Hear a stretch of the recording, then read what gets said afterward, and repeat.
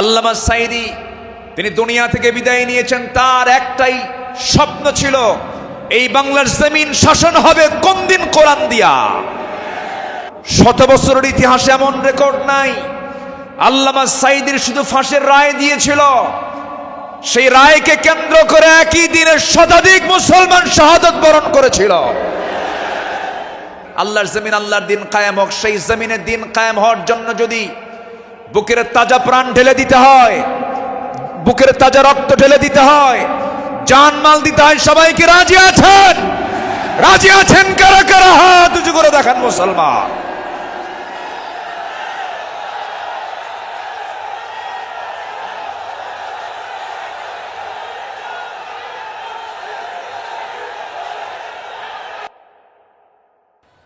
আলোচনা যিনি শুরু করেছেন, এই মাহফিল যাকে দিয়ে আলোচনা শুরু হয়েছে, শহীদ আল্লামা দেলওয়ার হুসাইন সাঈদী রাহিমাহুল্লাহ। তিনি সর্বশেষ এই ময়দানে কথা বলেছেন 2006 সালে। এরপর পৃথিবীতে বেঁচে থাকার পরেও তিনি এই মাহফিল আসতে পারেন নাই। তিনি আসতে চেয়েছেন কিন্তু আসতে দেওয়া হয় নাই। তিনি আজকে আমাদের মাঝ থেকে বিদায় নিয়েছেন। তিনি আলমে বারজাখে আছেন। শুরুতেই আমরা তার রূহের মাগফিরাত কামনা করছি।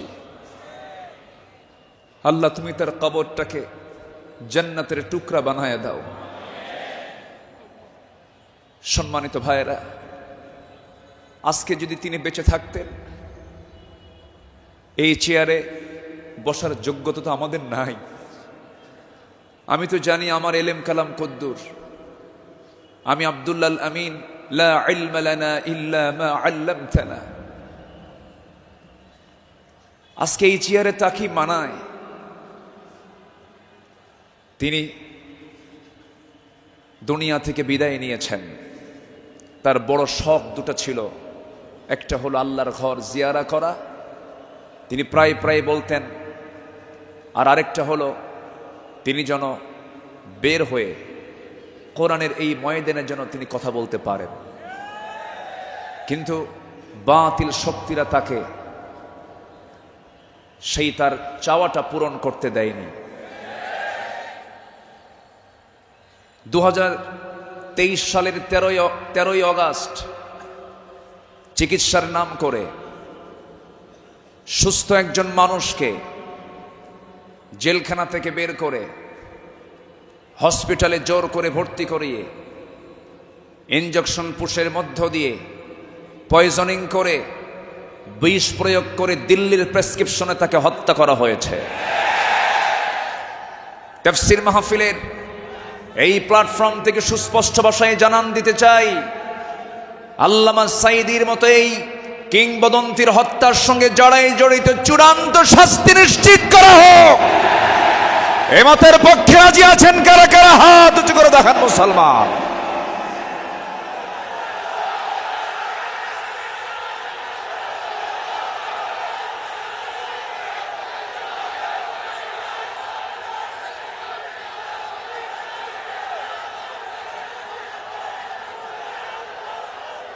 বসুন।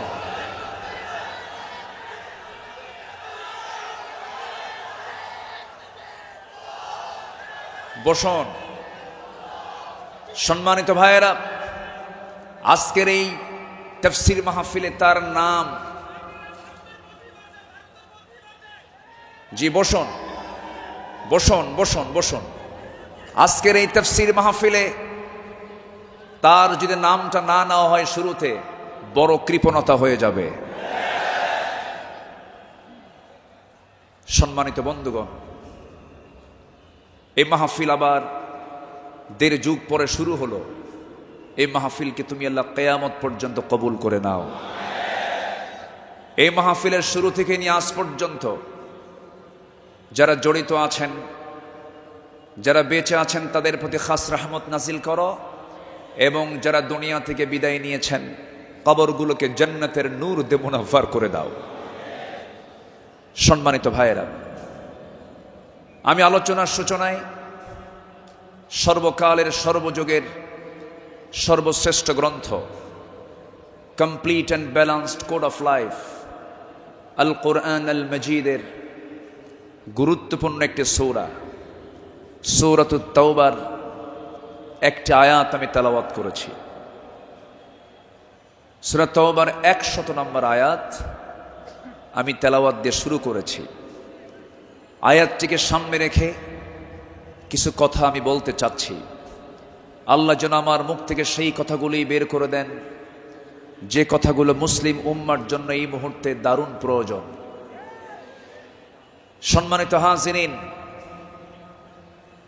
এই পৃথিবীতে শ্রেষ্ঠ মানুষ হচ্ছেন আম্বিয়ে কেরাম, এবং পৃথিবীর প্রথম মানুষও একজন নবী ছিলেন, আমাদের সবার পিতা সাইয়্যিদানা আদম আলাইহিসসালাতু ওয়াসসালাম।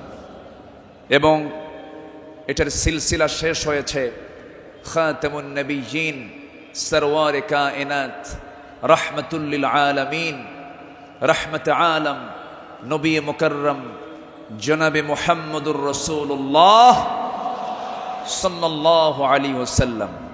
তার সময় এসে নবুয়তের এই সিলসিলা শেষ হয়েছে।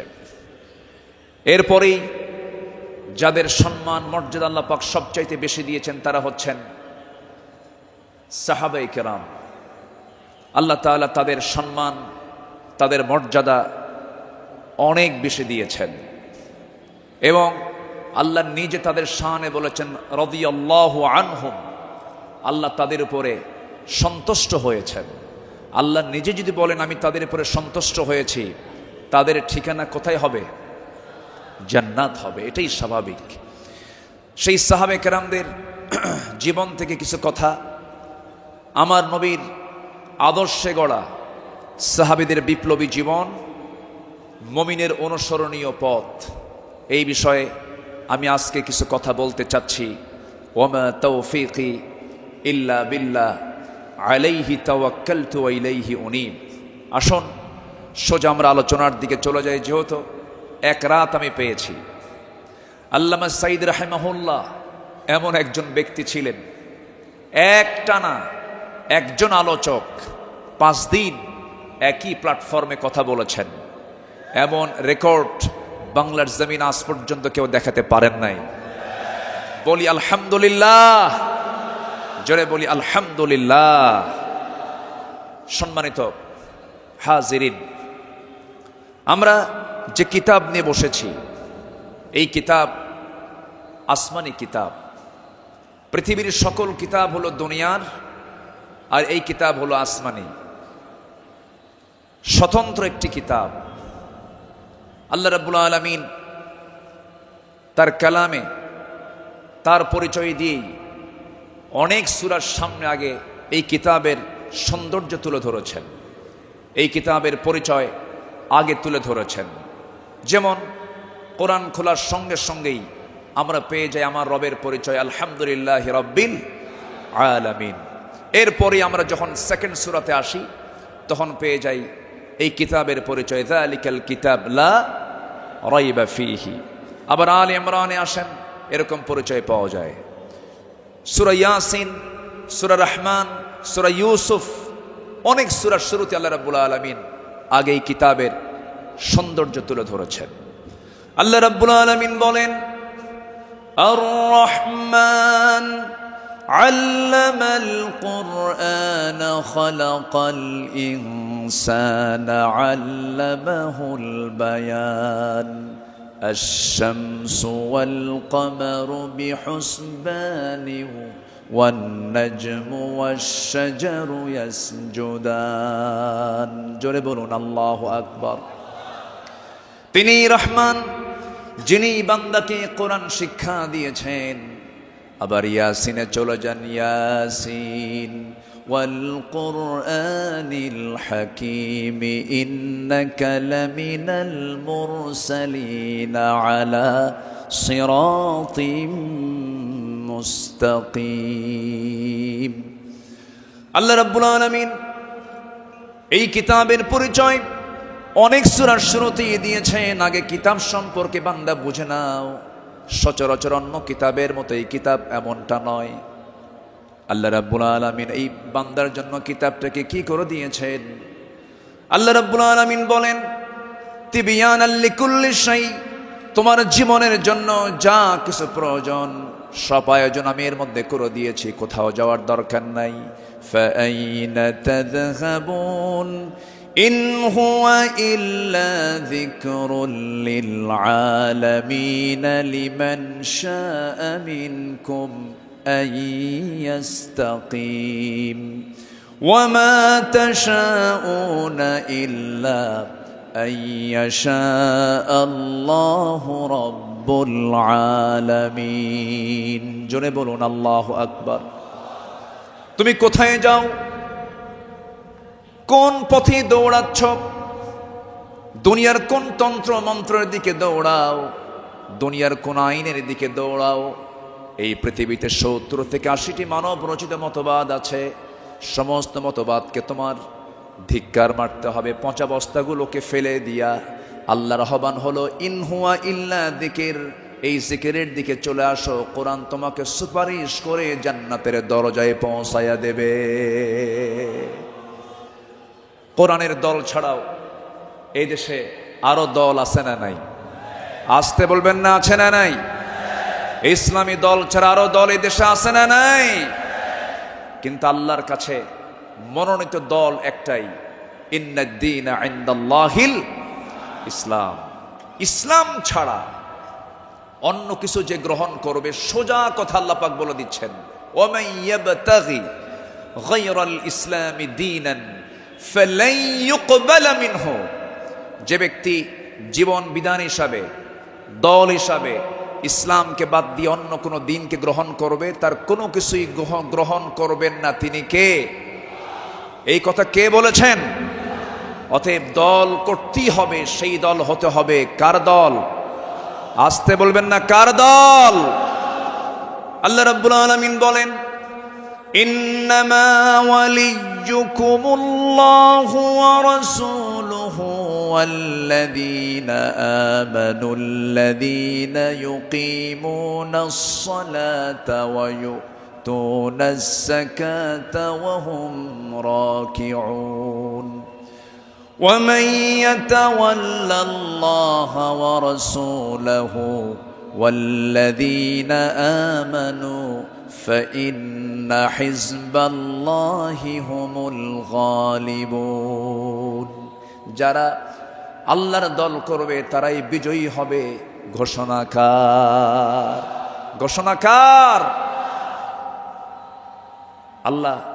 ছাড় দেন কিন্তু ছেড়ে দেন না, ঠিক কিনা? ছাড় দেন কিন্তু ছেড়ে দেন না। দেখেন না, যাওয়ার রাস্তা পাইল না, শেষে ভাঙ্গা হেলিকপ্টারে বিদায় নিল, ঠিক কিনা? যুগে যুগে যারাই আসমানি কিতাব নিয়ে ষড়যন্ত্র করেছে, যুগে যুগে যারাই জগতের শ্রেষ্ঠ সন্তান আলেমদেরকে নিয়ে ষড়যন্ত্র করেছে, তাদের অবস্থায় ফেরাউনদের মতো হয়েছে, হামানদের মতো হয়েছে, নমরুদদের মতো হয়েছে। সম্মানিত ভাইয়েরা, এই কোরআনকে আমরা মানব শুধু নামাজে না সমাজেও? এই কোরআনকে মানতে হবে এক জায়গায় না সব জায়গায়? সব জায়গায় মানব। জোরে বলি ইনশাআল্লাহ। এর মধ্যে কোনো তথ্য বাদ পড়েনি, সব তথ্য আল্লাহ পাকের মধ্যে দিয়েছেন। মিন শাইইন ওয়ালা আসগরা মিন যালিকা ওয়ালা আকবারা ইল্লা ফি কিতাবিম মুবিন। এমন কোন ছোট বিষয় নাই যা বাদ পড়েছে, আবার এমন কোন বড় বিষয় নাই যা বাদ পড়েছে। সব বলে দিয়েছেন তিনি আমার কে? আল্লাহ পাক।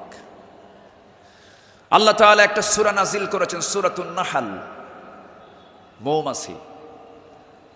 শতকের উপর শতক, হাজারো গবেষণার পরে সর্বপ্রথম 1973 সালে অস্ট্রিয়ান একজন বিজ্ঞানী কার্ল ভন ফ্রিশ মৌমাছির জীবন চক্র নিয়ে গবেষণা করে তিনি নোবেল পুরস্কার পান। তিনি এই বিষয়ে একটা বইও লিখেছেন যার নাম হলো দ্য ড্যান্সিং বিজ, তিনি সর্বপ্রথম ফটোগ্রাফির মাধ্যমে প্রমাণ করে দেখিয়েছেন মূলত ফিমেল ওয়ার্কার বি, মধু সংগ্রহ এবং মৌচাক নির্মাণের মূল কর্মী তারা। অথচ মহান রব্বুল আলামিন আজ থেকে ১৫০০ বছর আগে এই নারী কর্মী মৌমাছির কথা জানিয়ে দিয়েছেন কোরআনে ১৫০০ বছর আগে। জোরে বলি সুবহানাল্লাহ। আল্লাহ রাব্বুল আলামিন বলেন, وَأَوْحَى رَبُّكَ إِلَى النَّحْلِ أَنِ اتَّخِذِي مِنَ الْجِبَالِ بُيُوتًا وَمِنَ الشَّجَرِ وَمِمَّا يَعْرِشُونَ। জোরে বলুন আল্লাহু আকবার। আমার বন্ধুগণ, নাম্বার 2 হলো আল্লাহ রাব্বুল আলামিন এই মৌমাছিনি যে তথ্যগুলো দিয়েছেন সেই তথ্যের হালে এসে তারা বলতেছে, কিন্তু ১৫০০ বছর আগে আল্লাহ রাব্বুল আলামিন তা জানিয়ে দিয়েছেন। আল্লাহ রানী মৌমাছিকে, স্ত্রী মৌমাছিকে ওহী দিয়ে জানাচ্ছেন, তুমি পাহাড়ে, গাছে এবং তারা যে গৃহ নির্মাণ করে তাতে নিবাস তোমরা বানায় নাও। জোরে বলি সুবহানাল্লাহ।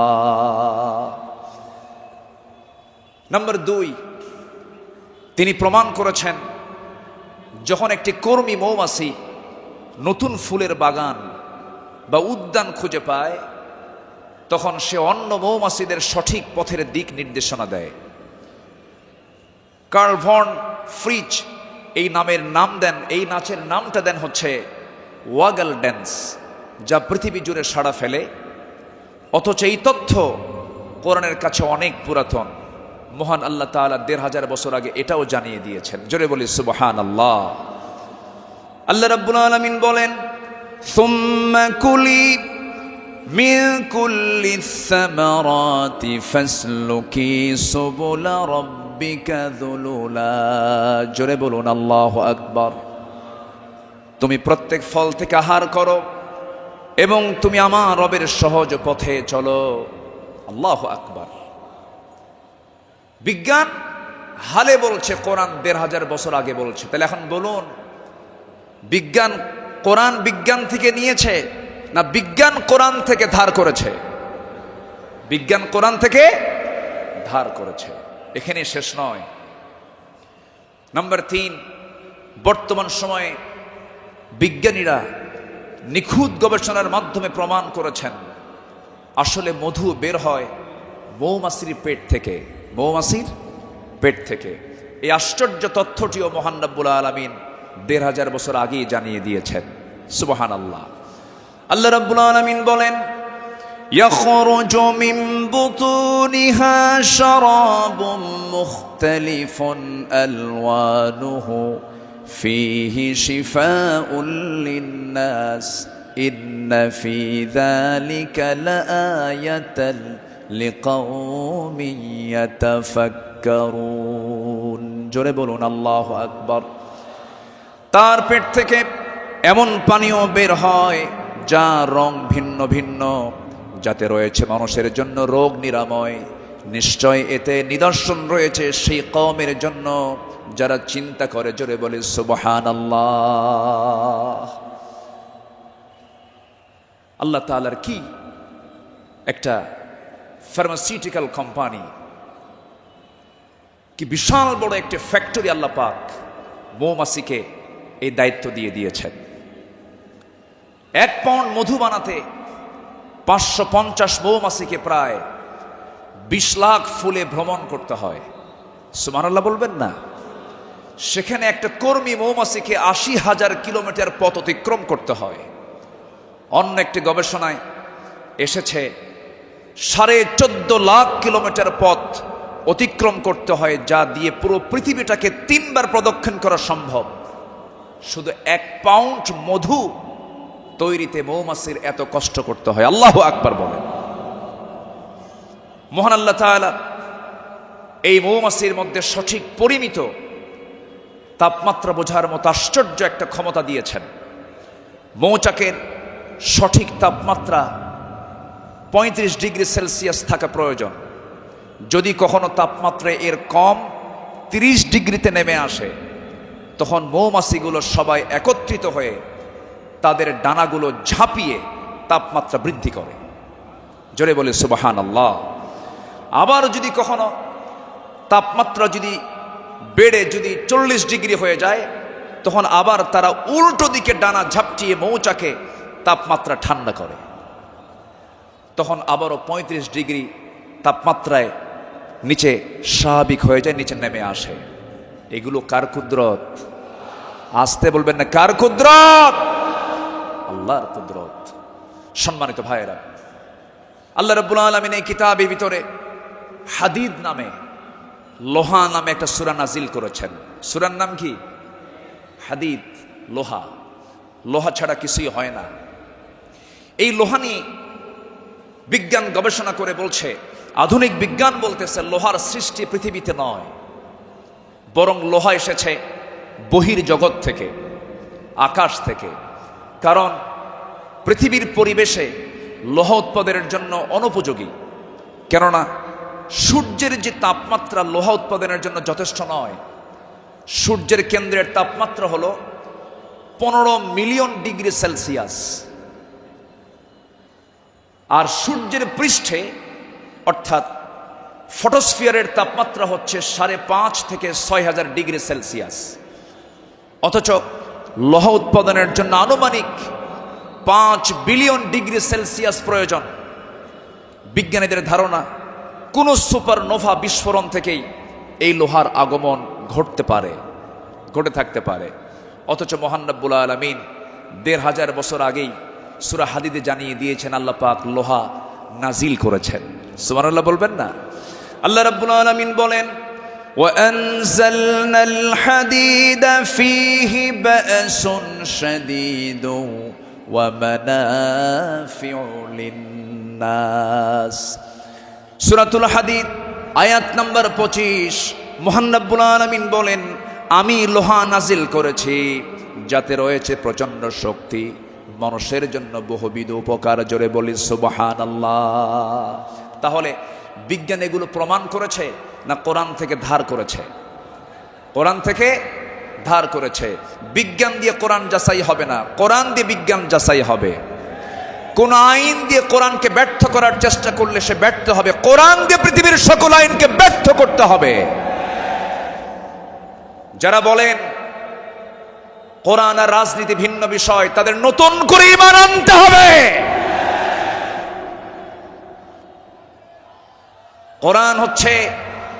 কোরআন হচ্ছে আইন এবং প্রশাসনের চলন্ত বিশ্বকোষ। এটা দিয়েই নামাজ যেমন চলতে পারে, সমাজও চলতে পারে। কোরআন দিয়ে ক্যান্টনমেন্ট চলবে, কোরআন দিয়ে প্রশাসন চলবে। কোরআন দিয়ে চলতে পারে না এমন কোন প্ল্যাটফর্ম নেই, কোরআন দিয়ে সব চলবে, এটাই স্বাভাবিক। এই বিশ্বাস যার আছে তার ঈমান আছে, এই বিশ্বাস যার নাই তার ঈমান নাই, নাই, নাই।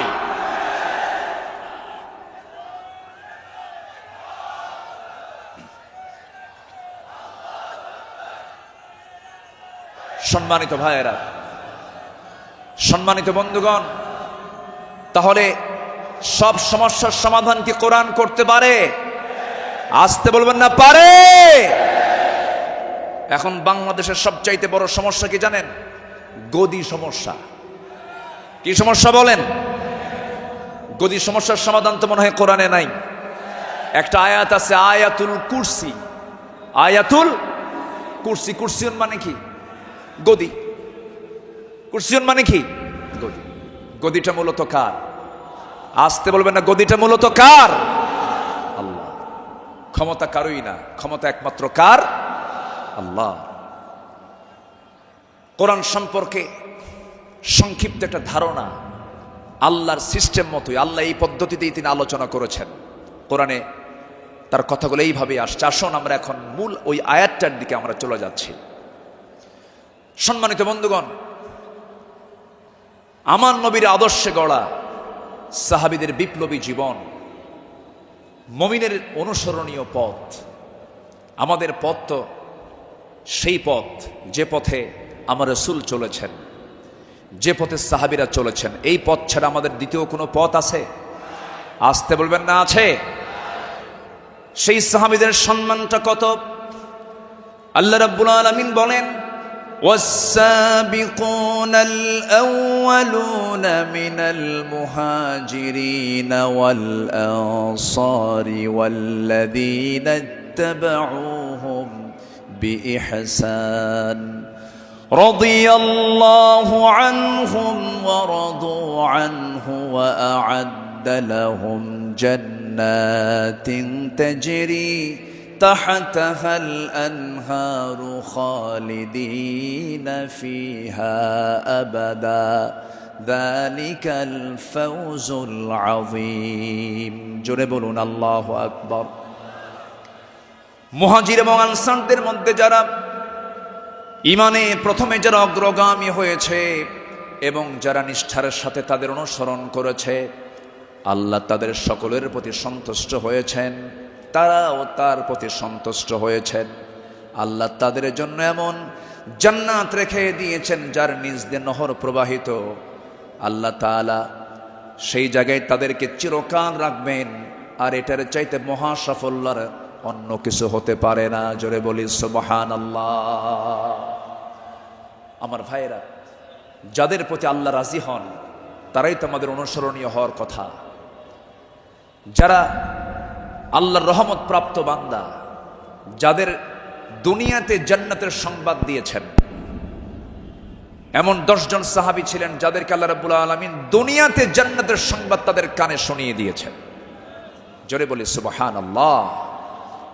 একজন সাহাবীকে যদি কেউ ফলো করতে পারে তার জন্য জান্নাত ইজি হয়ে যাবে। আস-সাহবাতু কান-নুজুম, সাহাবীরা হচ্ছে আকাশের নক্ষত্রের সমান। আল্লাহু আকবার বলেন। সম্মানিত ভাইয়েরা, মুমিনদের অনুসরণীয় যে পথ, আমি 10টা পয়েন্ট আমি কথা বলতে চাই। নাম্বার 1, আল্লাহ এবং রাসূলের প্রতি বিনম্র চিত্তে অটুট আনুগত্য। আল্লাহ এবং রাসূলের প্রতি বিনম্র চিত্তে অটুট আনুগত্য, এটা ছিল সাহাবীদের জীবনের সবচেয়ে বড় আমল। বলি আলহামদুলিল্লাহ। সম্মানিত ভাইয়েরা, আল্লাহ রাব্বুল আলামিন সুন্দর করে এই ব্যাপারে বলছেন।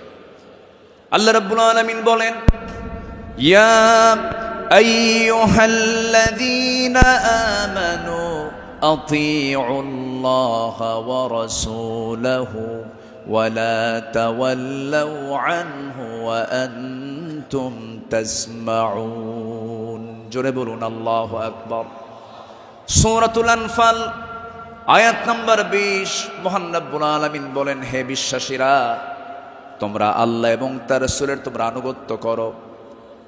তার নির্দেশ শ্রবণ করার পরেও তার আনুগত্য থেকে তোমরা কখনো মুখ ফিরিয়ে নেবে না। আল্লাহ রাব্বুল আলামিন সুন্দর করে হুকুম আকারে দিয়েছেন। আমার বন্ধুগণ, আনুগত্য ছাড়া, ইত্তেবা ছাড়া বান্দা কখনো জান্নাত পেতে পারে না। মহান রব্বুল আলামিন আরেক জায়গায় কুনতুম তুহিব্বুনাল্লাহা ফাত্তাবিউনি ইউহিব্বুকুমুল্লাহু ওয়া ইয়াগফির লাকুম যুনুবাকুম ওয়াল্লাহু গফুরুর রহিম। জোরে বলুন আল্লাহু আকবার। কি মুহাম্মদ সে ওয়াফা तूने तो हम तेरे है, ये है जहाँ चीज़ है क्या लौह कलम तेरे है। মুহাম্মদকে যদি ভালোবাসো, ভালোবাসা পাবে আমার। লৌহ কলম লুভিবে তোমরা, মাটির পৃথিবী সেকোন ছাড় সব পেয়ে যাবে, কিন্তু নিজের জীবনের চাইতে রাসূলকে বেশি ভালোবাসতে হবে এবং তার ইত্তেবা করতে হবে। সাহাবীরা তা দেখিয়ে দিয়েছেন তাদের প্র্যাকটিক্যাল লাইফে। ইতিহাস তো একই, সবার কম বেশি জানা আছে। একজন সাহাবী ছিলেন যিনি রাসূলকে কি পরিমাণ ভালোবেসেছেন। আমার নবীজি বদর যুদ্ধের ডাক দিয়েছেন। বদর যুদ্ধের দিন আমার নবীজি রোজা ভাঙ্গার নির্দেশ দিয়ে বললেন, সাহাবীরা কে আছো, আমার ডাকে সাড়া দিয়ে বদর প্রান্তরে পৌঁছবে। তোমরা কি জানো আজকের এই দিন হচ্ছে সেই দিন যেদিন সন্তান পিতার বিরুদ্ধে যুদ্ধে নামবে। আজকের দিন তো সেই দিন যেদিন পিতা তার সন্তানের বিরুদ্ধে যুদ্ধে নামবে। আজকে গোত্র গোত্রের যুদ্ধ, আত্মীয় আত্মীয়র যুদ্ধ, জামাই শ্বশুরের সামনে মুখোমুখি হয়ে যাবে। তোমরা কি পারবে আজকের এই যুদ্ধের ময়দানে আমার আনুগত্যের মধ্য দিয়ে বাতিলদের মোকাবেলা করতে? সাহাবীরা সামনে দাঁড়িয়ে বললেন, ইয়া রাসূলুল্লাহি, আমরা রোজাও রাখবো, বাতিলদের বিরুদ্ধে মোকাবেলার সামনে দাঁড়িয়ে যাব। আমার রাসূল বললেন, আজকের দিনে রোজা রাখার প্রয়োজন নেই, ফাইদ্দাতুম মিন আইয়ামিন উখার, চলো আমরা জিহাদের প্রস্তুতি নিয়ে ফেলি। আমার নবীজি যুদ্ধের ময়দানে হাজির হয়ে গেলেন। আমার নবীজি যুদ্ধের ময়দানে যখন দাঁড়ালেন, 313 জন সাহাবী নিয়ে বদর নামক প্রান্তরে, রমজান মাস, আমার নবীজির সামনে যখন দাঁড়ালেন, যুদ্ধ শুরু হয়ে গেছে। ওই যুদ্ধের ময়দানে 313 জন সাহাবীর ভিতরে 2 জন সাহাবী ছিলেন, তাদের বয়স একদম কম ছিল, মুআজ এবং মুআজ। এই 2 জন ছোট্ট সাহাবী, 11 এবং 13 বছর বয়স। এই 2 জন সাহাবী নবীর কাছ থেকে পারমিশন নিয়ে নিলেন, যুদ্ধের ময়দানে গিয়া প্রথম কাতারে দাঁড়ায় গেছে। এক সাহাবীকে ডাক দিয়ে বলছে, ও আমার চাচা, আবু জেহেল কোথায়? আবু জেহেল দিয়ে কি করবা? সঙ্গী সঙ্গী ছোট্ট 2 জন দারাজ গলায় দারাজ কণ্ঠে বলে ফেলতেছে, আমরা শুনেছি আবু জেহেল নাকি রাসূলকে খুব কষ্ট দিত, খুব জুলুম করত। আজকে আমরা কারো বিরুদ্ধে যুদ্ধ করতে আসি নাই, আবু জেহেলকে আজকে দুনিয়া থেকে বিদায় করার জন্য আজকে আমরা যুদ্ধে হাজির হয়েছি। ছোট্ট বাচ্চা মানুষ, ছোট কিন্তু ইমান খুব বড়, মজবুত ইমান। এই ছোট্ট বাচ্চার কথা শুনে ওই সাহাবী আশ্চর্য হয়ে গেলেন। সাহাবী আশ্চর্য হয়ে বলতেছে, তোমরা কি তাকে সত্যি হত্যা করবে নাকি? হত্যা করব। ওই যে দেখা যায় ঘোড়ার পিঠে বসে আছে, 2 দিকে পা ছেড়ে দেওয়া। শুধু বলতে দেরি হয়েছে, যেতে দেরি হয় নাই। সিংহের মতো গর্জন দিয়া বাস পাখির মতো উড়ন্ত হয়ে দৌড় মারা শুরু করে দিয়েছে। আবু জেহেলের 2 পাশে 2 জন দাঁড়ায় গেছে। লোকজন টের পায় না এটা কোন গ্রুপের মানুষ। 2 জন ছোট্ট বাচ্চার হাতে ছোট্ট তরবারি ছিল, এত জোরে সজোরে আঘাত করেছে 2 জন মিলে। আল্লাহু আকবার বলে আবু জেহেল ওই যে জমিনে ধরাশয়ী হয়ে পড়ে গেছে, কোমর সোজা করে আবু জেহেল আর দাঁড়াতে পারে নাই। এইদিকে বড় ভাই মুআজের পিছন থেকে একজন কাফের এসে তার ডান হাতে পিছন দিক থেকে তরবারির যখন একটা আঘাত দিয়েছে, এক আঘাতে তার ডান হাতটা চামড়ার সঙ্গে ঝুলতে লাগলো। ঝনঝন করে তরবারি পড়ে গেছে। যুদ্ধ করবেন কেমনে? তার ডান হাতটা ঝুলতেছে চামড়ার সাথে। দৌড় মেরে চলে গেছেন, বাম হাতে তরবারি তুলে নিয়েছেন। যুদ্ধ থামালেন না। যুদ্ধ চালাতে গিয়ে দেখা গেল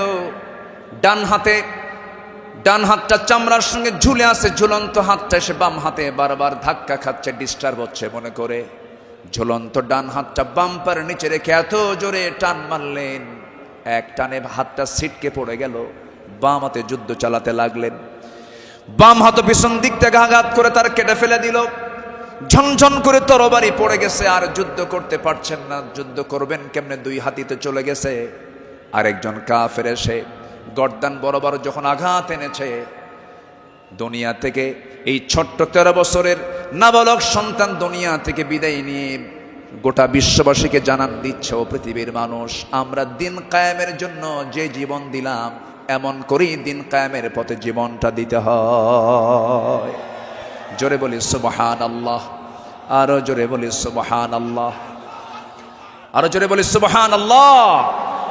একটু জিকির করি লা ইলাহা,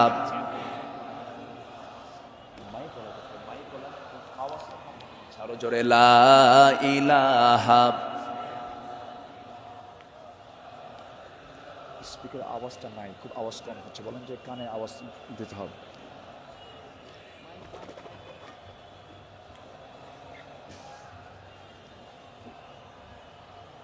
আওয়াজটা বাড়াও, আওয়াজটা দাও, আওয়াজ কমে গেছে।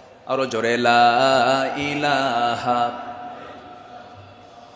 আরো জোরে লা ইলাহা লা ইলাহা লা ইলাহা ইল্লাল্লাহু মুহাম্মাদুর রাসূলুল্লাহ সাল্লাল্লাহু আলাইহি ওয়াসাল্লাম। আমার বন্ধুগণ, আমার নবীজি আল্লাহর পথে যত হাজারো বিপদ এসেছে, বিনম্র চিত্তে অটুট আনুগত্য আমার নবীজি আল্লাহর করেছেন। তার বড় একটা প্রমাণ হলো, একটু শুনুন, কান লাগায়া, কতগুলো শুনেছি, বারবার শোনার প্রয়োজন আছে। নবীজি তার জীবনের সবচাইতে বেশি মার খেয়েছেন দুই জায়গায়, একটা হলো তায়েফের ময়দান, আরেকটা হচ্ছে উহুদের ময়দান।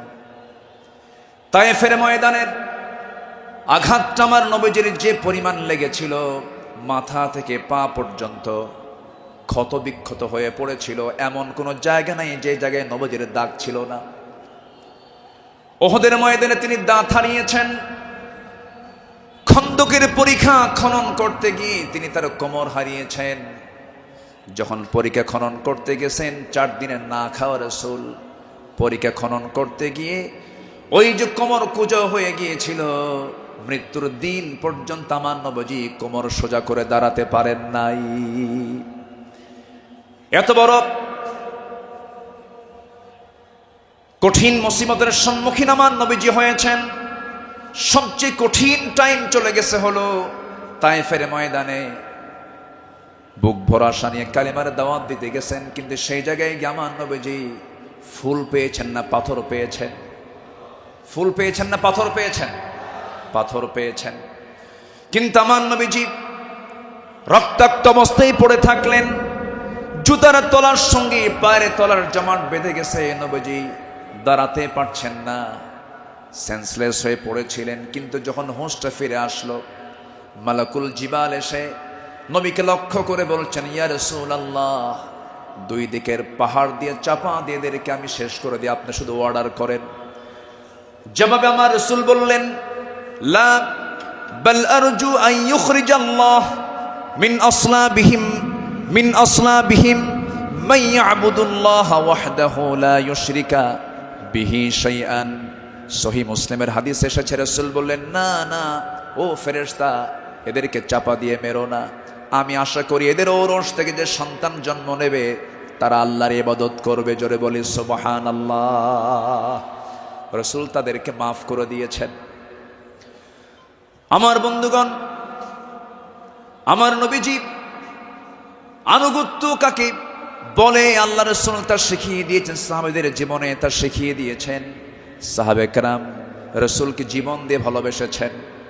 মিকদাদ রাদিয়াল্লাহু তাআলা আনহু রাসূলকে সামনে দাঁড় করিয়ে বলছেন, ইয়া রাসূলুল্লাহি ওয়াল্লাহি ইয়া রাসূলুল্লাহ লা নাকুলু কামা ক্বালাত বানু ইসরাঈল লিমূসা ফাযহাব আনতা ওয়া রাব্বুকা ফাকাতিলা ইন্না হাহুনা কাঈদুন ওয়ালাকিন্নানা নুকাতিলু আন ইয়ামিনিক ওয়া আন ইয়াসারিক ওয়া মিন বাইনি ইয়াদাইক ওয়া মিন খালফিক। জোরে বলি আল্লাহু আকবার।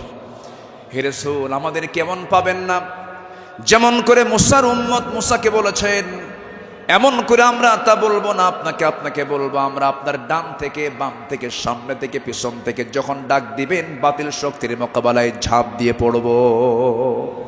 জোরে বলি আল্লাহু আকবার। আমার নবীর চেহারায় আনন্দের ঝলকানি প্রকাশ পেল। সাহাবীরা আমার নবীর চতুর্পার্শ্বে সবসময় ছায়া দিয়ে রেখেছেন। জীবনের চাইতে তারা রাসূলকে বেশি ভালোবেসেছেন। আনুগত্য কাকে বলে? এই পৃথিবীতে প্রধান কাতারে যারা ছিলেন তারা হচ্ছেন সাহাবে কেরাম। সাদ ইবনে মুআজ রাদিয়াল্লাহু তাআলা আনহু বদর যুদ্ধের দিন মৃত্যুর ভয় না করে নবীর আনুগত্যে দাঁড়িয়ে দীপ্ত কণ্ঠে বলেছিলেন, ফাওয়াল্লাযী বাআসাকা বিল হক লাউ ইসতা'রাদতু বিনা হাযাল বাহরা ফাকুদতাহু লাখুদনাহু মা'আক। সেই সত্যের কসম যিনি আপনাকে সত্য সহ প্রেরণ করেছেন, যদি আপনি আমাদেরকে আজকে সমুদ্রের দিকে অগ্রসর হতে বলেন তাতেও প্রবেশ করেন, আমরা সাথে সাথে আপনার অনুসরণ করে আমরাও সমুদ্র বক্ষে ঝাঁপ দেব, কোনো পরোয়া করব না। জোরে বলি আল্লাহু আকবার। আমার বন্ধুগণ, নাম্বার 2 আমরা চলে আসি দান এবং দানশীলতায়, রাসূলের আদর্শ এবং সাহাবীদের অনুসরণ। আমার নবীজির দান, তার যে দানশীলতার ব্যাপারে হাদিস এসেছে, তিনি প্রবাহিত বাতাসের মতো দান করতেন। কানা রাসূলুল্লাহ সাল্লাল্লাহু আলাইহি সাল্লাম আজওয়াদান নাস, ফালা রাসূলুল্লাহ সাল্লাল্লাহু আলাইহি সাল্লাম আজওয়াদু বিল খাইর মিনার রিহিল মুরসালা। আমার নবীজি প্রবাহিত বাতাসের মতো তিনি দান করতেন। যখন শুরু করতেন দান থামতো না, অবারিত দান করতেন। জোরে বলি সুবহানাল্লাহ। সাইয়্যিদনা ওমর ফারুক রাদিয়াল্লাহু তাআলা আনহু তিনি বলেন, তাবুকের প্রান্তরে বুক ভরা আশা নিয়া নবীর সামনে দাঁড়ালাম এবং মনে মনে ভাবলাম, সারা জীবন আমার বন্ধু আবু বকরের সঙ্গে কোনো ইবাদতের কম্পিটিশনে পারি নাই, আজকে আমি আবু বকরকে হারায়া ফেলবো। তিনি করলেন কি, সমস্ত সম্পত্তির অর্ধেক তিনি তাবুক অভিযানে তিনি দান করলেন। আব্দুর রহমান ইবনে আওফ রাদিয়াল্লাহু তাআলা আনহু 3 বস্তা সোনা দান করেছেন। সবার দান যখন শেষ হয়ে গেছে, আমার নবী অপেক্ষার প্রহর গুনছেন তার সারা জীবনের বন্ধু, 3 দিনের ছোট বড় হিজরতের রাতের সাথী সাইয়্যিদনা আবু বকর সিদ্দিক রাদিয়াল্লাহু আনহু তিনি কখন তাবুকের জন্য তিনি কি নিয়ে আসবেন, তার দানের পরিমাণ কি, তিনি অপেক্ষার প্রহর গুনছেন। নবীর সামনে যখন এসে দাঁড়ালেন, রাসূল লক্ষ্য করে বলছেন, ইয়া আবা বকর মা আবকাইতা লিহালিক, হে আমার আবু বকর, তোমার পরিবার পরিজনের জন্য তুমি কি রেখে এসেছো? তিনি জবাব দিতে নিয়ে বলছেন, ক্বালা বাকাইতু লাহুমুল্লাহ ওয়া রাসূলা, আমি আমার পরিবারের জন্য রেখে এসেছি শুধু আল্লাহ এবং আল্লাহর রাসূলকে, বাকি সব তাবুকের প্রান্তরের জন্য আমি দান করেছি। জোরে বলি সুবহানাল্লাহ।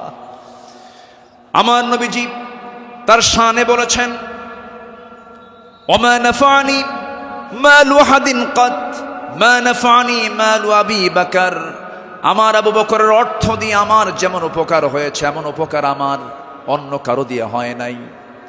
প্রতিটি মানুষের ইহসান পরিশোধ করতে পেরেছি আমি, রাসূল যে পরিশোধ করতে পেরেছি, কিন্তু আমার আবু বকরের ইহসান সমূহ এমন যে তার প্রতিদান কেবল আল্লাহ ছাড়া কেউ প্রতিদান দিতে পারবে না। জোরে বলি সুবহানাল্লাহ। আমার ভাইয়েরা, আল্লাহ রাব্বুল আলামিন সন্তুষ্টির জন্য বান্দাকে জানিয়ে দিচ্ছেন, বান্দা তোর দানটা হবে শুধুমাত্র আমার জন্য, দানের পুরস্কার হলো জান্নাত। সাহাবে কেরাম তা শিখিয়ে দিয়েছেন। আল্লাহ রাব্বুল আলামিন বলেন, মাসালুল লাযীনা ইউনফিকুনা আমওয়ালাহুম ফি সাবিলিল্লাহি কামাসালি হাববাতিন أنبتت 7 سنابل في كل سنبلة 100 حبة والله يضاعف لمن يشاء والله واسع عليم। জোরে বলুন আল্লাহু আকবার। যারা আল্লাহর পথে তাদের সম্পদ ব্যয় করে, তাদের উপমা হলো একটা বীজের মতো, যা উৎপন্ন করলো 7টা শীষ, প্রতিটি শীষে রয়েছে 100 দানা। তারা আর আল্লাহ যাকে চান তার জন্য এমন করেই বাড়িয়ে দেন। আল্লাহ হচ্ছেন সবচাইতে প্রাচুর্যময় এবং সর্ব বিষয়ে জ্ঞানী। জোরে বলি সুবহানাল্লাহ। নাম্বার 3 হলো আদল এবং ইহসানের মূর্ত প্রতীক ছিলেন রাসূল এবং সাহাবে কেরাম। আদল কাকে বলে, ইনসাফ কাকে বলে, ইহসান কাকে বলে, যদি আমরা মডেল হিসেবে গ্রহণ করব আমার নবী এবং সাহাবে কেরামকে, আল্লাহ রাব্বুল আলামিন এই শানে বলেছেন, ইন্নাল্লাহা ইয়া'মুরু বিল আদলি ওয়াল ইহসানি ওয়া ইতা'i যিল কুরবা ওয়া ইয়ানহা আনিল ফাহশাই ওয়াল মুনকারি ওয়াল বাগি ইয়া'iদুকুম লা'আল্লাকুম তাযাক্কারুন। জোরে বলুন আল্লাহু আকবার। আমার বন্ধুগণ, আদালত কাকে বলে? সাইয়্যিদনা ওমর ফারুক রাদিয়াল্লাহু তাআলা আনহু অর্ধ দুনিয়ার শাসনকর্তা, তিনি একদিন ঘোড়া কিনতে গেছেন বাজারে। কি কিনতে গেছেন? ঘোড়া কিনতে গেছেন। আজকের বাজারে যেমন হোন্ডা কিনতে যায়, গাড়ি কিনতে যায়, আগের যুগে মানুষ কিনতে যেত কি? ঘোড়া। সাইয়েদনা ওমর ফারুকের প্রয়োজন, ঘোড়া কিনতে গেছেন, ঘোড়াওয়ালার সঙ্গে কথা বললেন, দামাদামি করে নিলেন, ঘোড়া একটা কিনলেন, দামটা দিয়ে দিলেন, কেনা বেচা হয়ে গেছে, চুক্তি সম্পন্ন হয়ে গেছে। ঘোড়া কিনে নিয়ে বাড়িতে চলে আসবেন। কয়েক মাইল ঘোড়ার পিঠে তিনি চড়েছেন, কয়েক মাইল আসতে না আসতেই তার ঘোড়ার চারটা পা অকেজ হয়ে গেছে। চার পা যখন অকেজ হয়ে গেছে, সাইয়েদনা ওমর ফারুক একটু খেপে গেলেন, রেগে গেলেন। রেগে গিয়ে সোজা চলে গেছেন সেই ঘোড়াওয়ালার কাছে, গিয়ে বলছেন, ঘোড়াওয়ালা, তুমি আমাকে এমন ঘোড়া দিলে কেন? যে ঘোড়াটা আমি 4-5 মাইল যেতে না যদি চারটা পাই তার অকেজ হয়ে গেছে, অসুস্থ ঘোড়া দিয়েছ, আমি এই ঘোড়া নেব না। সঙ্গে সঙ্গে ঘোড়াওয়ালা বলছেন, আমিরুল মুমিনিন, আমি আপনাকে যে ঘোড়াটা দিয়েছি সুস্থ ঘোড়া দিয়েছি। আপনি যখন আমার কাছ থেকে ঘোড়াটা কিনতে এসেছিলেন সেই সময় ঘোড়াটা সুস্থ ছিল, আপনার মালিকানা যাওয়ার পরে ঘোড়াটা অসুস্থ হয়ে পড়েছে। সাইয়েদনা ওমর ফারুক একটু খেপে গিয়ে বলছেন, অসুস্থ ঘোড়া আমি নেব না, ঘোড়া ফেরত নাও, টাকাটা আমাকে দিয়ে দাও। এবার ঘোড়াওয়ালা বলছে, আমিরুল মুমিনিন, আমি যত বলবো আপনি যত বলবেন কোনো ফায়সালা আসবে না। ঠিক আছে, আমার কথা এবং আপনার কথা দুটা নিয়ে আমরা চলুন, আমরা আদালতে যাই। কোথায় যাই? আদালতে চলে যাই। ইন্নাল্লাহ ইয়া'মুরু বিল আদল, আদালতের সম্মুখীন হয়ে যাই। সাইয়েদনা ওমর ফারুক রাদিয়াল্লাহু তাআলা আনহু তখন অর্ধ দুনিয়ার শাসনকর্তা। এই কথা শোনার সঙ্গে সঙ্গে তিনি তার সকল কথাকে তিনি অফ করে দিলেন, চুপ মেরে গিয়ে বলছেন, ঠিক আছে ঘোড়াওয়ালা, চলো আদালতে হাজির হই, চলো আদালতে ফায়সালা দিয়ে দেবে। চিন্তা করে দেখুন, অর্ধ দুনিয়ার শাসনকর্তা ওমর ফারুক সামান্য এক ঘোড়াওয়ালা মামলা দিচ্ছে, সেই মামলায় তিনি হাজির হচ্ছেন। চলে গেলেন আদালতে। আদালত চত্বরে গিয়ে যখন হাজির হলেন, বিচারালয়ের চেয়ারে বসা একজন কাজী যখন সাইয়েদনা ওমর ফারুককে দেখেছেন, দেখা মাত্রই তিনি দাঁড় হয়ে বলছেন, আমিরুল মুমিনিন, আপনি কেন আদালতে, কি হয়েছে? তিনি এবার বলছেন, বিচারপতি, আমি ঘোড়া কিনতে গেছি, ঘোড়া সে আমাকে অসুস্থ ঘোড়া দিয়েছে, আমি এই ঘোড়া নেব না, সেজন্য বিচার আদালত পর্যন্ত গড়িয়েছে, কি করা যায়? কাজী শুরাই ইবনুল হারিস আল কিন্দি রাহিমাহুল্লাহ সেই বিচারপতির নাম। তিনি বলছেন, আমিরুল মুমিনিন, দুপক্ষের কথাই তো শুনতে হবে। দুপক্ষের কথাই তিনি শুনলেন। ঘোড়াওয়ালাও তার বক্তব্য দিল, খলিফাতুল মুসলিমিন তিনিও তার বক্তব্য পেশ করলেন, তার কথাগুলো বললেন। দুজনের কথা শোনার পরে কাজী শুরাই ইবনুল হারিস আল কিন্দি রাহিমাহুল্লাহ এবার বলছেন, আমিরুল মুমিনিন, অবশ্যই আপনি সম্মানিত, আপনি খলিফাতুল মুসলিমিন, কিন্তু আদালতটাকে কায়েম করার জন্য আমি আজকে আপনার কাছে দুঃখ প্রকাশ করছি। আজকে এই আদালতের রায়টা আপনার পক্ষে যাবে না, এই রায়টা সম্পূর্ণ ঘোড়াওয়ালার পক্ষে চলে যাবে। আমি আপনাকে বুঝায় দিচ্ছি। এবার তিনি বলছেন, আমিরুল মুমিনিন, আপনি আমার সামনে যে কথা বলছেন, আপনি এই জায়গা থেকে সুস্থ অবস্থায় বাড়ি পর্যন্ত ফিরবেন তার কোনো গ্যারান্টি আছে নাকি? না, গ্যারান্টি নাই। তাই যদি হয় যে ঘোড়াটা আপনি কিনে নিয়েছেন সেই ঘোড়াটা সুস্থ অবস্থায় কিনেছেন, আপনার মালিকানায় যাওয়ার পরে ঘোড়াটা অসুস্থ হতেই পারে, অসুস্থ হয়ে গেছে, কিন্তু সেই ঘোড়াটা ফেরত দিয়া আপনি টাকা ফেরত নেবেন, এমনটা তো ইসলাম এলাও করে না। সাইয়েদনা ওমর ফারুক রাদিয়াল্লাহু তাআলা আনহু একটা কথাও বললেন না। আদালত চত্বর থেকে তিনি বের হয়ে গেলেন। পরের দিন তিনি মাজলিসে শুরার বৈঠকে বসলেন, সবাইকে জানান দিলেন যে আমার সমস্ত উপস্থিত সমস্ত পরামর্শ সভার সদস্যবৃন্দ, গতকালকে আমি একজন বিচারপতি পেয়েছি, এত বড় আদিল মানুষ আমি দেখি নাই। এত বড় আদিল, ইমামুন আদিল, এত সুন্দর রায় সে দিয়েছে, তার এত বড় সাহস। সে ব্যক্তির দিকে তাকায় নাই, সে আইনের দিকে তাকাইছে, আদালতের দিকে তাকাইছে। আমি ওমর আমার বিরুদ্ধে সে রায় দিয়েছে, এই লোকটাকে সাধারণ বিচারপতি না বানায় তাকে কেন্দ্রীয় বিচারপতি বানায় দিলাম। আল্লাহু আকবার বলেন। সম্মানিত ভাইয়েরা, সম্মানিত বন্ধুগণ, বিগত 16 বছর যে বিচারগুলো হয়েছে, প্রহসনের বিচার হয়েছে, অনেক মার কোল তারা শূন্য করেছে,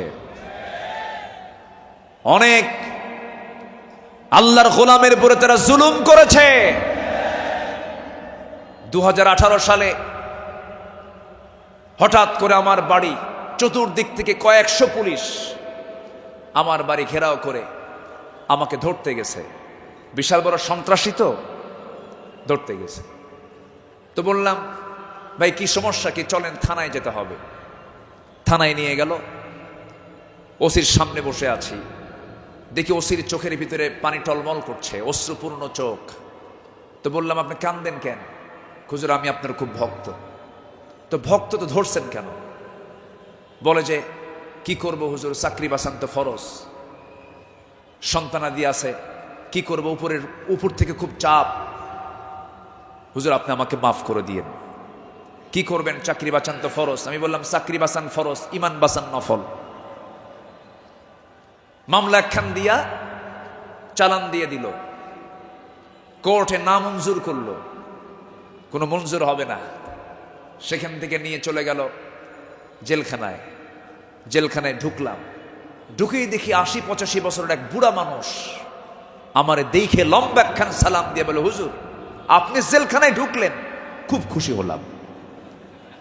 তো বললাম, ঢুকলাম জেলখানায়, খুশি হলেন আপনি, ব্যাপারটা কি? বলে, হুজুর দূর থেকে ওয়াজ শুনি, দূর থেকে আলোচনা শুনি, কাছে যেতে পারি না, মুসাফা করতে পারি না, একটু মনের কথাগুলো বলবো তাও পারি না। কত সুন্দর আপনি আমার কাছে ধরা দিলেন, দোয়া করে জেলখানায় থাকেন। তো আমি এখন উল্টা মুরব্বীকে বললাম, চাচা আপনি জেলখানায় কেন এই বুড়া বয়সে, নাতিপুতি থুইয়া? তো বলতেছে, বাবা কি বলবো, বোমা হামলা, বোমা হামলা। কে মানে? আমার নামে বোমার মামলা দিয়েছে, আমি নাকি বোমা মেরেছি। বাবা বলো তো, এই ৮০ বছরের বুড়ার হাতে যদি বোমা তুলে দেওয়া হয়, সেই বোমা লক্ষ্যে যাবে না নিজের মাথায় পড়বে? এ আচরণ করেছে তারা ১৬ বছর। ফেরাউন বেঁচে ছিল, ফেরাউন পৃথিবীতে বেঁচে ছিল ১৬০০ বছর, এরা ছিল ১৬ বছর। সংখ্যার যে মিল হলো কেমনে বুঝলাম না। ফেরাউনের যে চরিত্র, এদের সেই একই চরিত্র তারা প্রকাশ করেছিল ১৬ বছর। দাড়ি দেখলেই, টুপি দেখলেই তাদেরকে জঙ্গিবাদীর তকমা লাগে, মামলা দিত। রাস্তার ফকির পর্যন্ত মামলার শিকার হয়েছে। আল্লাহ পাক একটা পরিবেশ আমাদেরকে উপহার দিয়েছেন, দিন কায়েমের কাজে আমরা এই পরিবেশকে কাজে লাগাবো। জোরে বলি ইনশাআল্লাহ, আরো জোরে বলি ইনশাআল্লাহ। আল্লামা সাঈদী তিনি দুনিয়া থেকে বিদায় নিয়েছেন, তার একটাই স্বপ্ন ছিল, এই বাংলার জমিন শাসন হবে কোন দিন, কোরআন দিয়া। এটাই তার স্বপ্ন ছিল। সেই স্বপ্ন পূরণ করার জন্য আল্লামা সাঈদীকে জীবন দিয়ে ভালোবাসেন আপনারা, আমি বিশ্বাস করি। কারণ ১০০ বছরের ইতিহাসে এমন রেকর্ড নাই। আল্লামা সাঈদীর শুধু ফাঁসির রায় দিয়েছিল, সেই রায়কে কেন্দ্র করে একই দিনে শতাধিক মুসলমান শাহাদত বরণ করেছিল। সম্মানিত ভাইয়েরা, তার যে স্বপ্ন, এই দেশ আল্লাহর জমিন, আল্লাহর জমিন, আল্লাহর দিন কায়েম হোক, সেই জমিনে দিন কায়েম হওয়ার জন্য যদি বুকের তাজা প্রাণ ঢেলে দিতে হয়, বুকের তাজা রক্ত ঢেলে দিতে হয়, জানমাল দিতে হয়, সবাইকে রাজি আছেন? রাজি আছেন কারা কারা? হাত উঁচু করে দেখান মুসলমান।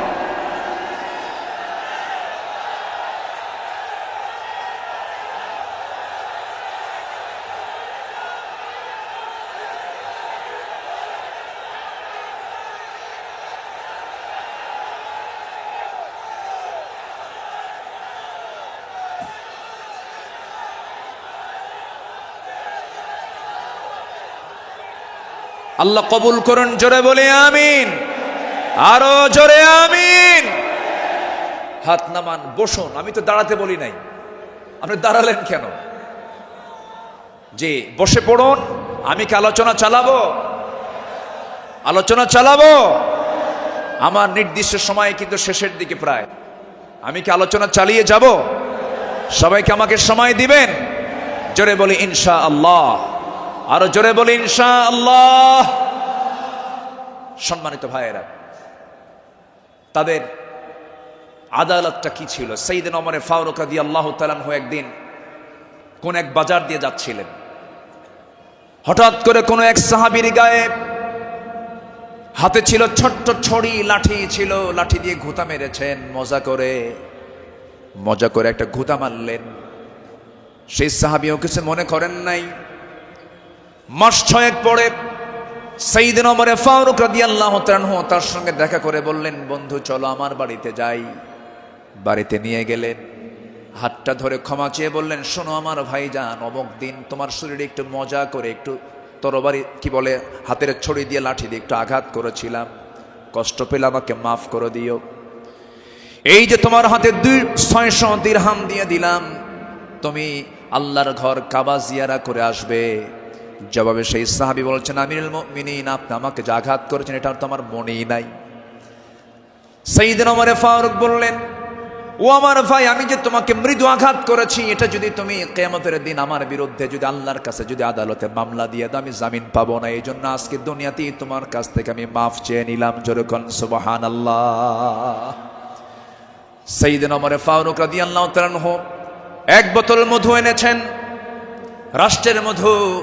সেই মধুগুলো নিয়ে এসে বাড়িতে স্ত্রীর সামনে দাঁড়িয়ে বলছেন, স্ত্রী, মধুগুলো আনলাম। এই মধু শুধু আমাদের ঘরের জন্য নয়, আমার প্রতিবেশী আরো 4 ঘর সহ আমার ঘর মোট 5টা ভাগ হবে। তোমাকে দায়িত্ব দিলাম, এই মধুটা ভাগ করো। স্ত্রীকে মধুভাগের দায়িত্ব দিই। সময় যেতে না যেতেই একটু পরেই তিনি বলছেন, স্ত্রী মন খারাপ করো না, আমি তোমাকে মধুভাগের দায়িত্ব দেব না। মধুর বোতলটা নিয়ে নিলেন, আস্তে করে প্রতিবেশীর ঘরে চলে গেলেন। প্রতিবেশীকে ডাক দিয়ে বলছেন, প্রতিবেশী, যে মধুর বোতলটা তোমাকে দিলাম সমান 5 ভাগে ভাগ করবে, 1টা ভাগ তুমি আমাকে দিবে, বাকি 4 ভাগ তোমরা সব ভাগ করে নেবে। তিনি তার অংশের মধুটা নিয়ে আসলেন, নিয়ে এসে স্ত্রীর সামনে দাঁড়িয়ে বলছেন, আমার স্ত্রী, আল্লাহর কসম করে বলি, আমি তোমাকে সন্দেহ করিনি, আমি তোমাকে ভালোবাসি। আমি রাষ্ট্র চালাই, তুমি আমার পরিবার চালাও, সন্তানাদির দিকে খেয়াল করো, আমার বড় উপকার তুমি করো। আমি তোমাকে সন্দেহ করে তোমার হাত থেকে মধুর বোতল আমি নেই নাই। আমি নিয়েছি এই কারণটা হলো, এই যে মধু তুমি যখন ভাগ করতে যাবে, যদিও সমান ভাগে ভাগ করবে, কিন্তু মধু হলো তরল জিনিস। এই তরল মধু ভাগ করতে নিয়ে তোমার হাতে যতটুকুন মধু লেগে যাবে, 1 ফোঁটা হোক, 2 ফোঁটা হোক, 3 ফোঁটা হোক, এতটুকুন মধু আমাদের ভাগে বেশি আসুক এটা চাই নাই, মনে করে মধুভাগের দায়িত্ব আমি অন্যের কাঁধে চাপায়া দিয়েছি। জোরে বলি আল্লাহু আকবার। ইন্নাল্লাহা ইয়া'মুরু বিল আদল ওয়াল ইহসান। আল্লাহু আকবার বলি। নাম্বার 4 হলো 10টা পয়েন্ট, একটু কান লাগান, খরগোশের মতো কানটা একটু খাড়া করে মনোযোগ দিয়ে সবাই মনোযোগ দিয়ে শুনুন। নাম্বার 4 হলো শ্রেষ্ঠদের কাতারে থেকেও নিরহংকার হয়ে অসহায় সাধারণের সাথে মিশে যাওয়া সাহাবে কেরামদের বৈশিষ্ট্য ছিল, আমার নবীর বৈশিষ্ট্য ছিল। আল্লাহ রাব্বুল আলামিন অর্ডার করেছেন, وَأَخْفِضْ جَنَاحَكَ لِمَنِ اتَّبَعَكَ مِنَ الْمُؤْمِنِينَ। সূরা শুআরা 215 নম্বর আয়াত। মুমিনদের মধ্যে যারা তোমার অনুসরণ করে তাদের প্রতি তোমার বাহুকে অবনত করো, তাদের জন্য তুমি সুন্দর করে তাদের পাশে দাঁড়িয়ে যাও, দিলটা নরম করে তাদের সঙ্গে কথা বলো। জোরে বলি সুবহানাল্লাহ। আমার বন্ধুগণ, এই ব্যাপারে আমার নবী সবার আগে তিনি এগিয়ে এসেছেন।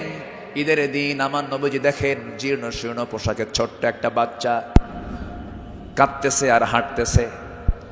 আমার নবীজি জড়িয়ে ধরলেন, কোলের মধ্যে তুলে বলছেন, কাঁদো কেন সন্তান, কি হয়েছে বলো? বাপ নাই মা নাই, 2 জনে দুনিয়া থেকে বিদায় নিয়েছেন।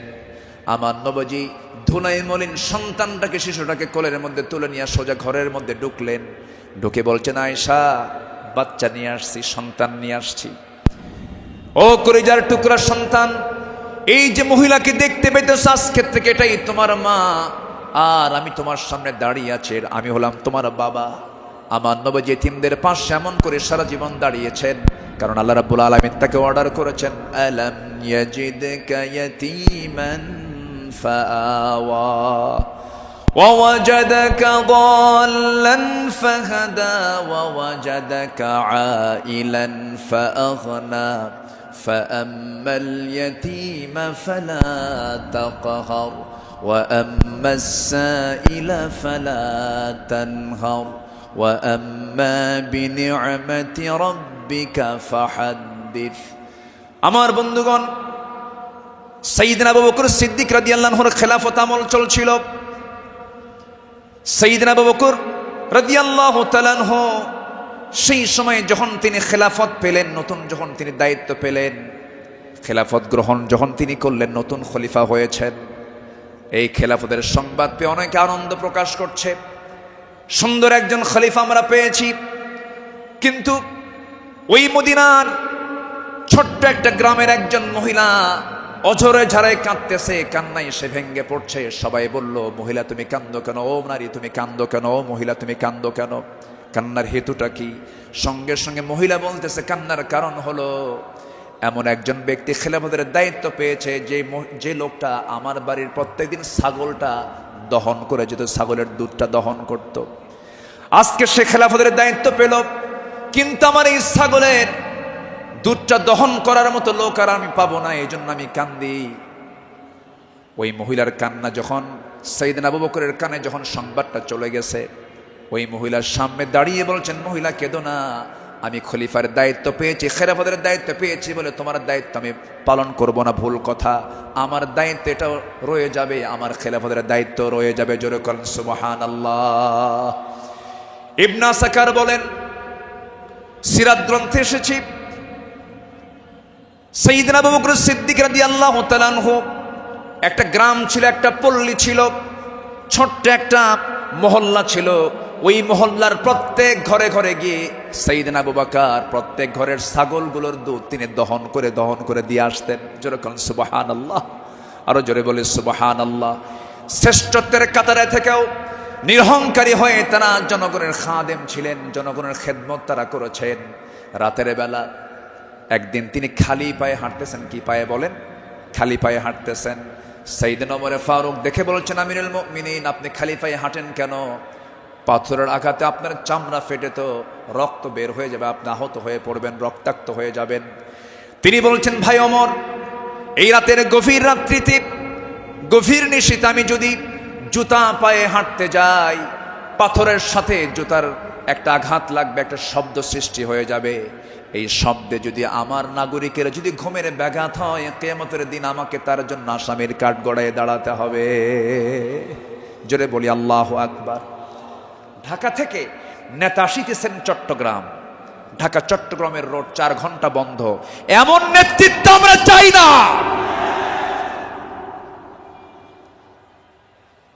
আমরা শাসক দেখতে চাই জনগণের শাসক ঠিক কিনা আমরা কিসের শাসক দেখতে চাই যাকে দেখলে ওমরের কথা মনে হবে যাকে দেখলে আবু বকরের কথা মনে হবে যাকে দেখলে ওসমানের কথা মনে হবে একটা ওমর আল্লাহ পাক তুমি বাংলার জমিনে দিয়ে দাও জোরে বলি আল্লাহুম্মা আমিন সাইয়েদনা আবু বকর সিদ্দিক রাদিয়াল্লাহু তাআলা আনহু খেলাফত মানে কি একটা দেশের তিনি রাষ্ট্রপ্রধান রাতের বেলা তিনি চলে গেছেন হলো প্রতিবেশীর ঘরে কোন প্রতিবেশী যে প্রতিবেশীর স্বামী নাই ছেলে নাই মেয়ে নাই যেই মহিলার তিনি খেদমত করতে গেছেন তার চোখটাও নাই বয়োবৃদ্ধ জ্ঞান বৃদ্ধা একজন নারী সচেতন একজন নারী তিনি তার খেদমত করার জন্য খেলাফতের দায়িত্ব পাওয়ার পরও তিনি চলে গেছেন দরজায় নক করেছেন খেদমত করলেন বের হয়ে আসছেন পরের রাত্রিতে সাইয়েদনা ওমর ফারুক রাদিয়াল্লাহু আনহু তিনি ভাবলেন আমার ভাই আবু বকর তো খেলাফতের দায়িত্ব পেয়েছেন উনি কি খেদমত করতে পারছেন কিনা জানি না উনি চলে গেছেন খেদমত করার জন্য দরজায় তিনি নক করেছেন বুড়িমা আপনার খেদমতের জন্য আমি এসেছি আমি ওমর আসছি কে প্রয়োজন নেই কেন কিছুক্ষণ আগে একজন খেদমত করে চলে গেছে উনি ভাবলেন যে খেদমতটা কে করতে পারে পরপর তিনি 3 রাত ওই বুড়ি মহিলার ঘরের পাশে গিয়ে আড়ালে তিনি দাঁড়ালেন খুঁজে পাচ্ছেন না কখন ঢোকে তাও টের পাওয়া যায় না তৃতীয় রাত্রিতে তিনি বুঝতে পারলেন একটা মানুষ খালি পায়ে ভিতরে ঢুকলো কিন্তু অন্ধকার তো দেখতে পান নাই ভিতরে ঢুকে খেদমত করে বের হতে নিলেই পিছন দিক থেকে ওমর ফারুক তার হাত চেপে ধরেছেন চেপে ধরেই দেখেন কেউ না খলিফা আবু বকর সিদ্দিক রাদিয়াল্লাহু তাআলা তিনি বললেন আমিরুল মুমিনিন একটা রাষ্ট্র পরিচালনা করতে নিয়ে কত পরিশ্রম করতে হয়।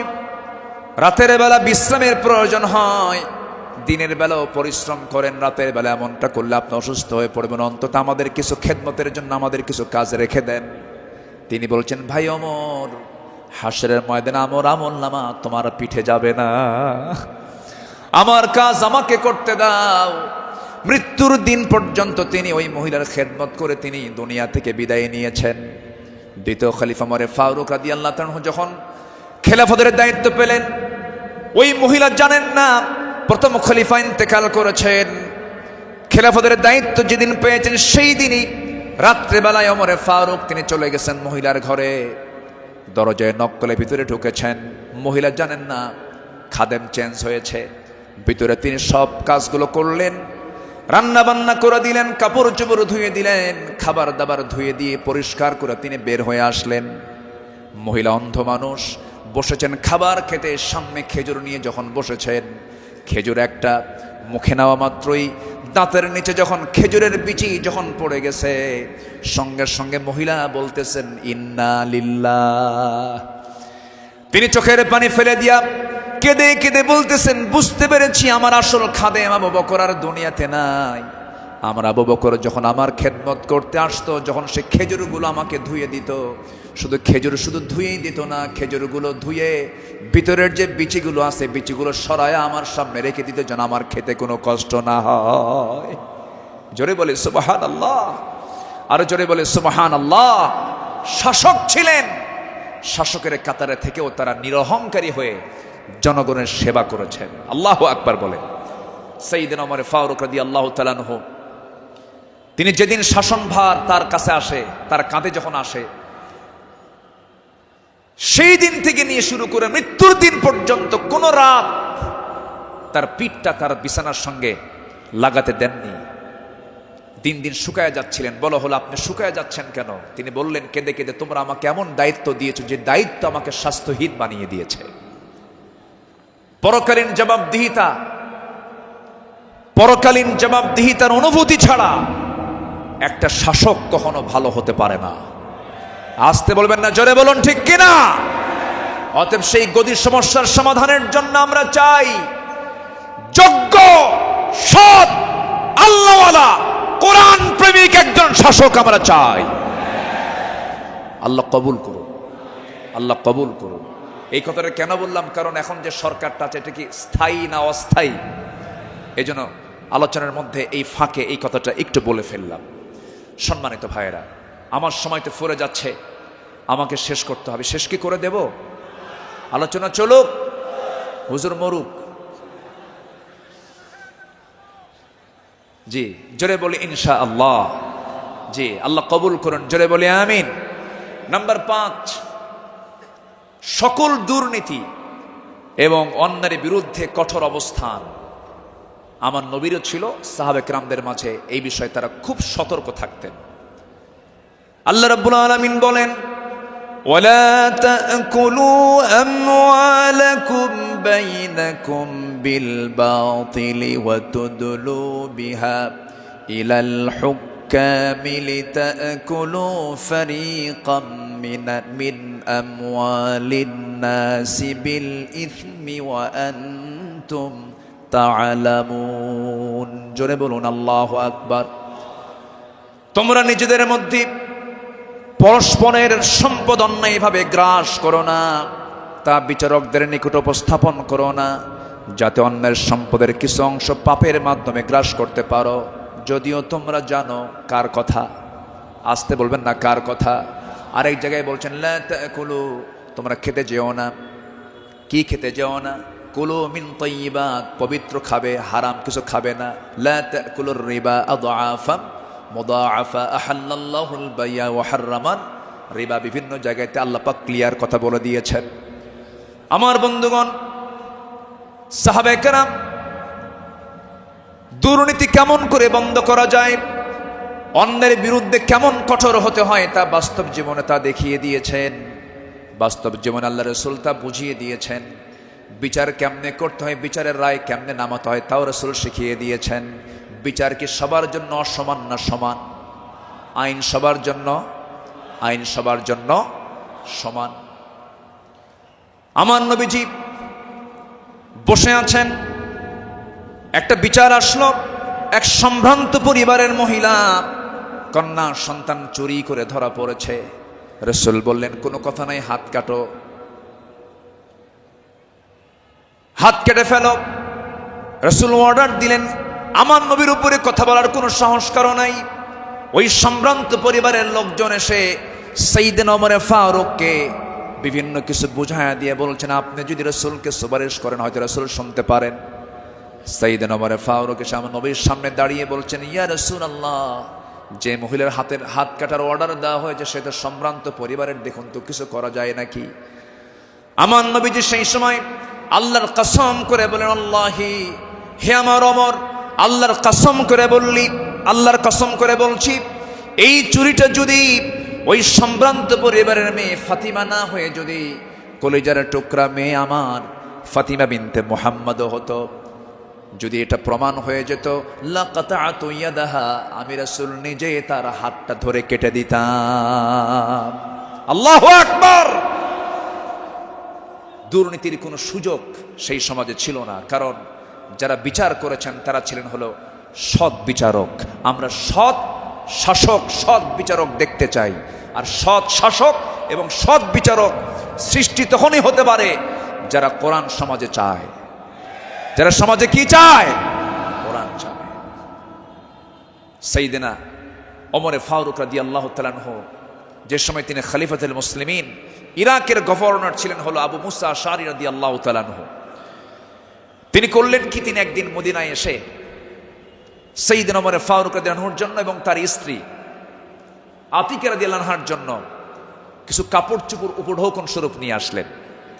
নিয়ে এসে তার সামনে দাঁড়িয়ে বলছেন, আমিরুল মুমিনিন, আপনার জন্য এই যে আপনার জন্য কিছু কাপড় উপঢৌকন নিয়ে এসেছি। তিনি মুস্কি হাসি মারলেন, মুস্কি হাসি মেরে বললেন, আমার গভর্নর আবু মুসা আশআরী, তুমি আমার জন্য এই যে উপঢৌকনগুলো নিয়ে এসেছো, হাদিয়া নেওয়া সুন্নত, হাদিয়া দেওয়া সুন্নত, তাহাদু তাহাব্বু, ভালো কথা, এটা সাধারণ ব্যক্তিদের মাঝে হতে পারে, কিন্তু আমি শাসক, আমি যদি আজকে তোমার এই উপঢৌকন গ্রহণ করি ঘোষের পর্যায়েও যেতে পারে, আমি এটা গ্রহণ করব না। আল্লাহু আকবার বলেন। তিনি না গ্রহণ করে তার হাদিয়াটাকে, উপঢৌকনটাকে তিনি ফেরত দিয়েছেন। শাসকের কাতারে থেকে এমন উপঢৌকন নাও আমি জায়েজ মনে করি না, বললেন ওমর ফারুক রাদিয়াল্লাহু তাআলা আনহু। আল্লাহু আকবার। সম্মানিত ভাইয়েরা, সম্মানিত বন্ধুগণ, নাম্বার 6 হলো নির্ভীকতা এবং মহান আল্লাহর উপরে দৃঢ় তাওয়াক্কুল করা। এটা ছিল আমার নবী এবং সাহাবে কেরামদের সারা জীবনের আমল ছিল। জীবনে তারা চুল পরিমাণ কোনো ভয় পান নাই। আমরা কি ভয় করব কাউকে? কাকে ভয় করব? আল্লাহ ছাড়া কাউকে ভয় করা জায়েজ আছে? আল্লাহকে ছাড়া কাউকে ভয় করা কি জায়েজ আছে? আমার নবীজি কোন এক যুদ্ধের ময়দানে যাবেন, একটা গাছের নিচে তিনি শুয়ে পড়লেন, বাবলা গাছ। বাবলা গাছের ডালে তরবারি রেখে তিনি বিশ্রাম নিচ্ছিলেন। হঠাৎ করে এক বেদুইন এসে আমার নবীর সেই তলোয়ারটা তার হাতে তুলে নিয়ে বলতেছে, মুহাম্মদ, আমার হাতে তোমার জীবন, আমি তোমাকে এখন হত্যা করতে পারি। এই কথা বলা মাত্রই বলতেছে, এখন তোমাকে কে বাঁচাবে? বেদুইন বলছে, তোমাকে এখন কে বাঁচাবে মুহাম্মদ? আমার নবীজি বলেন, আমাকে বাঁচাবেন আমার আল্লাহ, আমাকে বাঁচাবেন আমার আল্লাহ, আমাকে বাঁচাবেন আমার আল্লাহ। 3 বার রাসূল যখন বললেন, ওই বেদুইনের হাত থেকে তরবারি থরথর থরথর করে পড়ে গেল। আমার নবীজি দৌড় মেরে গিয়ে সেই তরবারি হাতে নিয়ে বললেন, বেদুইন, এখন তোমাকে বাঁচাবে কে? আমি তো আল্লাহর কাছে আশ্রয় নিয়েছি, আল্লাহ আমাকে বাঁচাবে, এখন তোমাকে কে বাঁচাবে? বেদুইন তার চোখের পানি আটকাতে না পেরে আমার নবীর সামনে দাঁড়িয়ে বলছে, আপনি সত্যি আল্লাহর রাসূল, আপনি আমাকে পড়িয়ে দেন লা ইলাহা ইল্লাল্লাহ, ফাইদা আযামতা ফাতাওয়াক্কাল আলাল্লাহ ওয়া কাফা বিল্লাহি ওয়াকিলা, ইন্নাল্লাহা ইউহিব্বুল মুতাওয়াক্কিলিন, ওয়া মান ইয়াতাওয়াক্কাল আলাল্লাহ ফাহুয়া হাসবুহ। যে ব্যক্তি আল্লাহর প্রতি তাওয়াক্কুল করবে, আল্লাহ তার জন্য যথেষ্ট হয়ে যান। আমাদের ভরসা রাশিয়া নয়, আমেরিকা নয়, ইন্ডিয়া নয়, চায়না নয়, আমাদের কার মধ্যে ভরসা করার দরকার না, আমাদের ভরসা কে? আসতে বলবেন না, তিনি কে? আমাদেরকে বাঁচাবেন তিনি, যার হাতে আমাদের প্রাণ, তিনি সে আল্লাহ আমাদেরকে বাঁচাবেন। আল্লাহ কবুল করুন, জোরে বলি আমিন। ইসলাম গ্রহণ করেছেন 40 নম্বরে, 41 নম্বরে সাইয়েদনা ওমর ফারুক রাদিয়াল্লাহু তাআলা আনহু। ইসলাম কবুল করেই রাসূলের সামনে তরবারি রাসূলের পায়ের কাছে রেখে বললেন, ইয়া রাসূলুল্লাহ, আমাদের মুসলমানদের সংখ্যা কত? আমার রাসূল বললেন, ওমর, সাহাবীর সংখ্যা মাত্র 40 জন, 40 থেকে 41 জন। সাইয়েদনা ওমর ফারুক বলেন, এটাই বিশাল সংখ্যা। আজকে আমরা কাবার চত্বরে গিয়ে প্রকাশ্যে ঘোষণা করব, লা ইলাহা।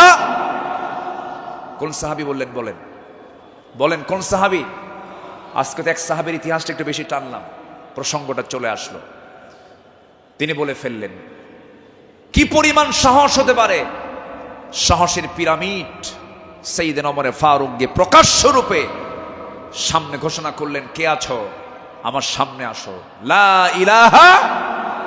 তরবারি হাতে দৃপ্ত পদক্ষেপে আল্লাহু আকবার ধ্বনিতে মুখরিত করে আকাশ বাতাস সামনের দিকে যেতে লাগলেন। আবু জেহেলরা হতভম্ব হলো। আবু জেহেল মনে মনে ভাবলো, পাঠালাম কি জন্য, আর হয়ে গেল কি? সাইয়েদনা ওমর ফারুক রাদিয়াল্লাহু তাআলা এত সাহসী ছিলেন, সেই বজ্র কণ্ঠের ওমর এখনো দরকার আছে না নাই? সেই বজ্র কণ্ঠের ওমর এখনো দরকার আছে না নাই? নতুন বাংলাদেশ তৈরি করার জন্য ওমর প্রয়োজন, আবু বকর প্রয়োজন। আমরা আবু বকরের মতো দৃঢ়চেতা হব, ওমরের মতো সাহসী হব, ওসমানের মতো ধৈর্যশীল হব, আলীর মতো লড়াকু সৈনিক হয়ে বাতিল শক্তির মোকাবেলায় আমরা ঝাঁপিয়ে পড়ব প্রয়োজনে। রাজি আছেন কারা কারা? হাত উঁচু করে দেখান মুসলমান।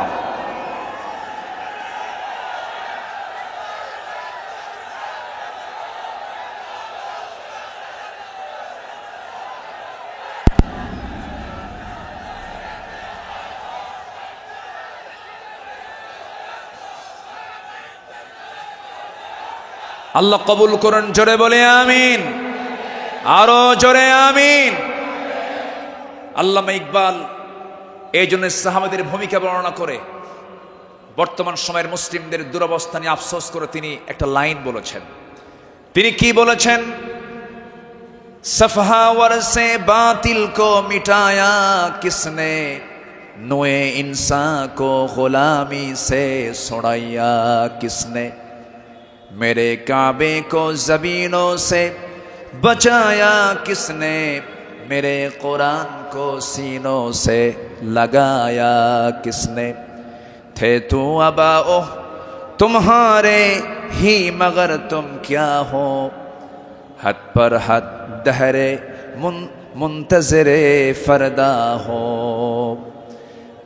कवि विश्व कवि আল্লামা ইকবাল তিনি বলছেন, যারা এসব অসার বাতিল দূর করেছে জগৎ হতে, ছাড়িয়েছে মানব কুলে দাস গোলামির কবল হতে, কাবা ঘরে সেজদা করার জাগলো প্রথা যাদের সাথে, বুকে কোরআন ধারণ করা শিখল জগৎ যারা যারা হাতে, তারা তোদের পূর্বপুরুষ আর আজিকে তোমাদেরকে হয়ে ইন্তেজারি করছে বসে হাতের উপর হাতটি রেখে। আফসোস করে তিনি বলছেন, সাহাবীরা কি করে গেলেন আর তোমরা কি করছো? তোমরা এক একটা ওমর হয়ে যাও, এক একটা আবু বকর হয়ে যাও, জান্নাত পাওয়ার জন্য সাহাবীদের অনুসরণটাই তোমার জন্য যথেষ্ট হয়ে যাবে। জোরে বলি সুবহানাল্লাহ। নাম্বার 7 হলো নিজ দায়িত্বের ভারে অস্থির চিত্ততা নিয়ে আমার রাসূল চলতেন, সাহাবে কেরামও চলতেন। আমার নবীজি বিদায় হজের ভাষণের দিন আমার নবীজি কেঁদে অস্থির হয়ে যাচ্ছিলেন। সাহাবে কেরামকে লক্ষ্য করে বলছেন, ওয়া আনতুম তুসআলুনা আন্নী ফামা আনতুম কাইলুন, আমার ব্যাপারে প্রশ্ন করা হলে তোমরা কি বলবে? সাহাবীরা বললেন, নাশহাদু আন্নাকা ক্বাদ বাল্লাগতা ওয়া আদাইতা ওয়া নাসাহতা, আমরা সাক্ষ্য দেব আপনি দায়িত্ব পালন করেছেন, আপনি উপদেশ দিয়েছেন। এই কথা শুনে আমার নবীজি শাহাদাত আঙ্গুলি উঁচু করে আকাশের দিকে লক্ষ্য করে আল্লাহকে বলছেন, আল্লাহুম্মা শাহাদ, আল্লাহুম্মা শাহাদ, আল্লাহুম্মা শাহাদ। আল্লাহ তুমি সাক্ষী থাকো, আল্লাহ তুমি সাক্ষী থাকো, আমার সাহাবীরা আমার পক্ষে কথা বলছে। আল্লাহু আকবার বলেন। নিজের দায়িত্ব নিয়ে রাসূল খুব অস্থির চিত্ততা প্রকাশ করতেন মাঝে মাঝে। আমার বন্ধুগণ, আমার নবীজি মাঝে মাঝে এত পরিমাণ কাঁদতেন, কান্নার পরিমাণ এত হতো, আমার নবীজি যখন সেজদায় পড়ে যেতেন না, সেই শরীফের হাদিসে এসেছে পানি গরম হলে পরে টকবক যেমন আওয়াজ হয়, ফুটন্ত পানি যেমন টকবক টকবক আওয়াজ করে, আমার নবীজি সেজদার সময় এত পরিমাণ কাঁদতেন। আমার নবীজির সেজদার সময় যে মুখ থেকে কান্নার আওয়াজটা বের হতো টকবক করা পানির মতো, এত কাঁদতেন তিনি। কেন কাঁদতেন, কি জন্য কাঁদতেন? তিনি শুধু চেয়েছেন, ও আল্লাহ, আমার উম্মতকে তুমি জাহান্নাম দিবা না, আমার উম্মতকে তুমি জান্নাত দিবা। তিনি তার নিজের জন্য বেশি কেঁদেছেন না, উম্মতের জন্য বেশি কেঁদেছেন, উম্মতের জন্য বেশি কেঁদেছেন। আমার বন্ধুগণ, এই জন্য এই পৃথিবীতে সবচাইতে বেশি ভালোবাসবো এক নাম্বার কাকে বলেন? আসতে বলবেন না কাকে? নাম্বার 2 হচ্ছে মুহাম্মদ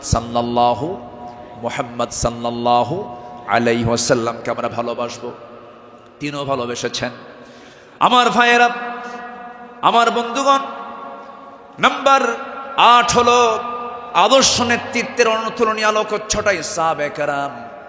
সাহাবে কেরামকে আল্লাহ রাব্বুল আলামিন অনেক সম্মান দান করেছেন। লাকাদ আরসালনা রুসুলানা বিল বাইয়িনাতি ওয়া আনজালনা মাআহুমুল কিতাবা ওয়াল মিজানা লিয়াকুমান নাসু বিল কিসত। জোরে বলুন আল্লাহু আকবার। আমার বন্ধুগণ, সময় যেহেতু কম, শেষের দিকে আস্তে আস্তে চলে যাচ্ছি। নাম্বার 9 হলো তাকওয়ার উজ্জ্বল দৃষ্টান্ত ছিলেন আমার নবী এবং সাহাবে কেরাম। লাকিনিল্লাযীনা তাকাও রাব্বাহুম লাহুম জান্নাতুন তাজরি মিন তাহতিহাল আনহার আল-আনহারু খালিদিনা ফিহা নুজুলাম মিন ইনদিল্লাহ ওয়া মা ইনদাল্লাহি খায়রুল লিল আবরার। জোরে বলুন আল্লাহু আকবার। যারা নিজেদের প্রতিপালককে ভয় করে চলে, তাদের জন্য আছে এমন সব উদ্যান, এমন সব জান্নাত যারা তলদেশ দিয়ে নহর প্রবাহিত। আল্লাহর পক্ষ থেকে অতিথিয়তা স্বরূপ তারা সর্বদা সেখানে থাকবে। আল্লাহর নিকট যা কিছু আছে পুণ্যবানদের জন্য তাই হলো শ্রেষ্ঠ। জোরে বলি সুবহানাল্লাহ। তাকওয়া কাকে বলে সাহাবে কেরাম শিখিয়েছেন, তাকওয়া কাকে বলে আম্বিয়া কেরাম শিখিয়েছেন। বিশেষ করে আমার নবীজি তাকওয়ার তিনি মূর্ত প্রতীক ছিলেন। আমার বন্ধুগণ, নাম্বার 10 হলো, নাম্বার 10 সর্বশেষ যেটা, সেটা হলো আল্লাহর কাছে বিনম্র চিত্তে অশ্রু ঝরানো, চোখের পানি ফেলে ফেলে কাঁদা। এই দুনিয়াতে আমি যখন জন্ম নিয়েছি, আমার প্রথম ভাষা ছিল হাসা না কাঁদা, হাসি না কান্না। মার পেট থেকে দুনিয়াতে এসে আমি কেঁদেছি না হেসেছি? কেঁদেছি। মূলত এই জায়গাটা হলো, এই দুনিয়াটা হলো কান্নাকাটি করার জায়গা। হাসির জায়গা হলো জান্নাত, আনন্দের জায়গা হলো জান্নাত। জান্নাতে গিয়ে বান্দার জীবনের সমস্ত আনন্দ সেই জান্নাতই সে ভোগ করবে। হুজিবাতুল জান্নাতু বিল মাকারিহ হুজিবাতুন নারু বিশ শাহাওয়াত। আমার বন্ধুগণ, আমার নবীজি যখন কাঁদতেন, অস্থির হয়ে যেতেন, তার চোখের কোনা বেয়ে টপ টপ করে পানি পড়তো, দাড়িগুলো ভিজে যেত, কপাল ফুলে যেত, হাঁটুগুলো ফুলে যেত। ঘন্টার পরে ঘন্টা সেজদায় পড়ে কেঁদেছেন, কারণ আল্লাহ পাক তার শানে বলেছেন, ওয়া মিনাল লাইলি ফাতাহাজ্জাদ বিহি নাফিলাতাল লাক আসা আন ইয়াবআসাকা রাব্বুকা মাকামান মাহমুদা। জোরে বলুন আল্লাহু আকবার। আরেক জায়গায় বলছেন, ওয়াল্লাযীনা ইয়াবিতুনা লিরাব্বিহিম সুজ্জাদান ওয়া কিয়ামা والذين يقولون ربنا اصرف عنا عذاب جهنم إن عذابها كان غراما إنها ساءت مستقرا ومقاما। আল্লাহর যারা বান্দা হবে, রাত গভীর হয়ে যাবে, সবাই ঘুমের সাগরে হাবুডুবু খাবে, কিন্তু আল্লাহর পছন্দের বান্দা যারা, তারা তো জানেই আল্লাহ সব সময় প্রথম আকাশে আসেন না। আল্লাহ তাআলা প্রথম আকাশে আসেন কোন সময়? বলুন কোন সময়? কোন সময়? কোন সময়? কোন সময়?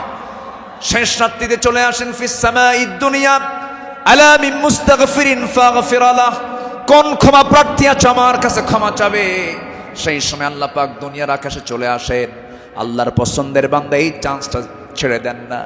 শেষ রাত্রে উঠে চোখের পানি ফেলে শিশুর মতো যারা কান্দাকাটি করবে, আল্লাহর কাছে যারা রোনাজারি করবে, আপনি কি জানেন 7 সমুদ্রের পানি দিয়ে জাহান্নাম নিভতে পারে না, কিন্তু বান্দা যদি আল্লাহর ভয়ে 1 ফোঁটা চোখের পানি ফেলতে পারে, 1 ফোঁটা চোখের পানি 7টা জাহান্নামকে নিভাইয়া দিতে পারে। আমরা কাঁদবো কার কাছে? আসতে বলবেন না, কাঁদবো কার কাছে? পৃথিবীতে কান্নাকাটি করার জায়গা কয়টা? বলেন কয়টা জায়গা? এক জায়গা, কার কাছে? আল্লাহর কাছে আমরা চোখের পানি ফেলে ফেলে কাঁদবো, আল্লাহর কাছে আমরা রোনাজারি করব। পৃথিবীর মানুষের কাছে কাঁদবেন, কেউ বলবো ফিরাতে এমনি কান্দে, কোন একটা লক্ষ্য আছে, মতলব খারাপ, কত কি বলবে। স্বামী তার বউয়ের কাছে কাঁদবে, বউ তার স্বামীর কাছে কাঁদবে, ছেলে বাবার কাছে কাঁদবে, বাবা ছেলের কাছে কাঁদবে, সেখানে কিছু স্বার্থ থাকতে পারে। কিন্তু বান্দা যদি শুধুমাত্র আল্লাহর জন্য কাঁদতে পারে, আল্লাহ রাব্বুল আলামিন তার বান্দার সেই কান্নার পরিপূর্ণ জাযা, পরিপূর্ণ পুরস্কার সেই বান্দার হাতে তুলে দিবেন। এই জন্য আমরা চোখের পানি খরচ করব কার জন্য? আসতে বলবো না, কার জন্য আমরা খরচ করব? ইন্নাল্লাযীনা উতুল ইলমা মিন ক্বাবলিহি ওয়া ইযা ইউতলা আলাইহিম ইয়াখিরুনা লিল আযকানি সুজদা। সূরা বনী ইসরাঈল 107 নম্বর আয়াত। যাদেরকে এর পূর্বে জ্ঞান দান করা হয়েছে, তাদের সামনে যখন আবৃত্তি করা হয়, তখন তারা বিনয়ের সাথে কাঁদতে কাঁদতে ভূমিতে জমিনে তারা লুটিয়ে পড়ে। ইয়াখিরুনা লিল আযকানি সুজদা। এই জন্য আমরা কাঁদবো। চোখের পানি যদি ফেলতে চাই, একমাত্র ফেলবো আমরা কার জায়গায়? কার কাছে? বলেন কার কাছে? কার কাছে? আল্লাহর কাছে। সাইয়েদনা ওমর ফারুক রাদিয়াল্লাহু তাআলা একদিন বসে আছেন, তার পাশে এক সাহাবী বসে একটা হাদিস বর্ণনা করছিলেন। মিসকাল হাববাতিন মিন কিবার, যার মধ্যে যাররা পরিমাণ অহংকার কাজ করবে, লা ইয়াদখুলুল জান্নাহ, সে ব্যক্তি জান্নাত পাবে না। ওমর ফারুক সেই জায়গা থেকে লাফ মেরে গিয়ে জমিনে লুটিয়ে পড়লেন। গোটা শরীর তিনি ধুলায় মলিন করলেন, আর বলেন, ওমর, তোকে মানুষ খলিফা বলে, তোকে মানুষ শাসক বলে, ওমর তোর মধ্যে মনে হয় অহংকার ঢুকে গেছে, আল্লাহ তোকে মাফ করবে না। আকাশের দিকে দুটো হাত তুলে আফসোস করে বলছেন, আকাশের মালিক আল্লাহ, তুমি যদি গোটা দুনিয়ার সমস্ত মানুষকে তুমি যদি জান্নাত দিয়ে দাও, আর একজন ব্যক্তিকে যদি জাহান্নাম দিয়ে দাও, আমার মনে হয় আমি ওমর সে একজন ব্যক্তি, জাহান্নাম আমি যাব মনে হয় আমার সে আমল নাই, আল্লাহ আমাকে মাফ করে দিও, আল্লাহ আমাকে ক্ষমা করে দিও। এরকম করে তারা আল্লাহর সামনে চোখের পানি ফেলে ফেলে কেঁদেছেন। একজন সাহাবীর কাছে মুনাফিকের তালিকা ছিল, সেই সাহাবীর কাছে মাঝে মাঝে ওমর ফারুক যেতেন, গিয়ে বলতেন, ভাই ওমর, দেখো তো মুনাফিকের তালিকার মধ্যে আমি ওমর, আমার নামটা আছে নাকি? আমার নামটা আছে নাকি? সাহাবী বলতেন, ভাই ওমর, আপনার নাম থাকবে কেন? আপনি তো জান্নাহ, ওমর ফিল জান্নাহ। তিনি উত্তরে বলতেন, ভাই রে, আমার মন বলছে কেন যেন মনে হয় আমি কি মুনাফিকের কাতারে চলে গেলাম কিনা। কি চিন্তা তাদের মধ্যে কাজ করতো, কার ভয়, কার ভয়, কার ভয়? আসতে বলবেন না, কার ভয়? সবাই কি তাহাজ্জুদের নামাজ পড়তে রাজি আছেন? 5 ওয়াক্ত নামাজ পড়ার দরকার নাই? হ্যাঁ, কি দরকার আছে কিনা বলেন? তাহলে 5 ওয়াক্ত নামাজও পড়বো, এবং স্পেশাল অফার, ওই সময় চোখের পানি ফেললে বান্দার কোনো দোয়া মিস হয় না। সেটা হচ্ছে কি? ওয়াল্লাযীনা ইয়াবিতুনা লিরাব্বিহিম সুজদান ওয়া কিয়ামা, যারা রাতটা কাটায় দেয় রুকুতে এবং সিজদার মধ্যে। কার কাছে? 5 ওয়াক্ত নামাজ পড়বেন কারা কারা? একটু হাত উঁচু করে দেখান তো, বলি দেখি, জোরে বলি ইয়া আল্লাহ, আরো জোরে ইয়া আল্লাহ। আমাদেরকে 5 ওয়াক্ত সালাত আদায় করার তৌফিক তুমি আল্লাহ দিয়ে দাও। জোরে বলি আমিন, আরো জোরে আমিন, আরো জোরে আমিন।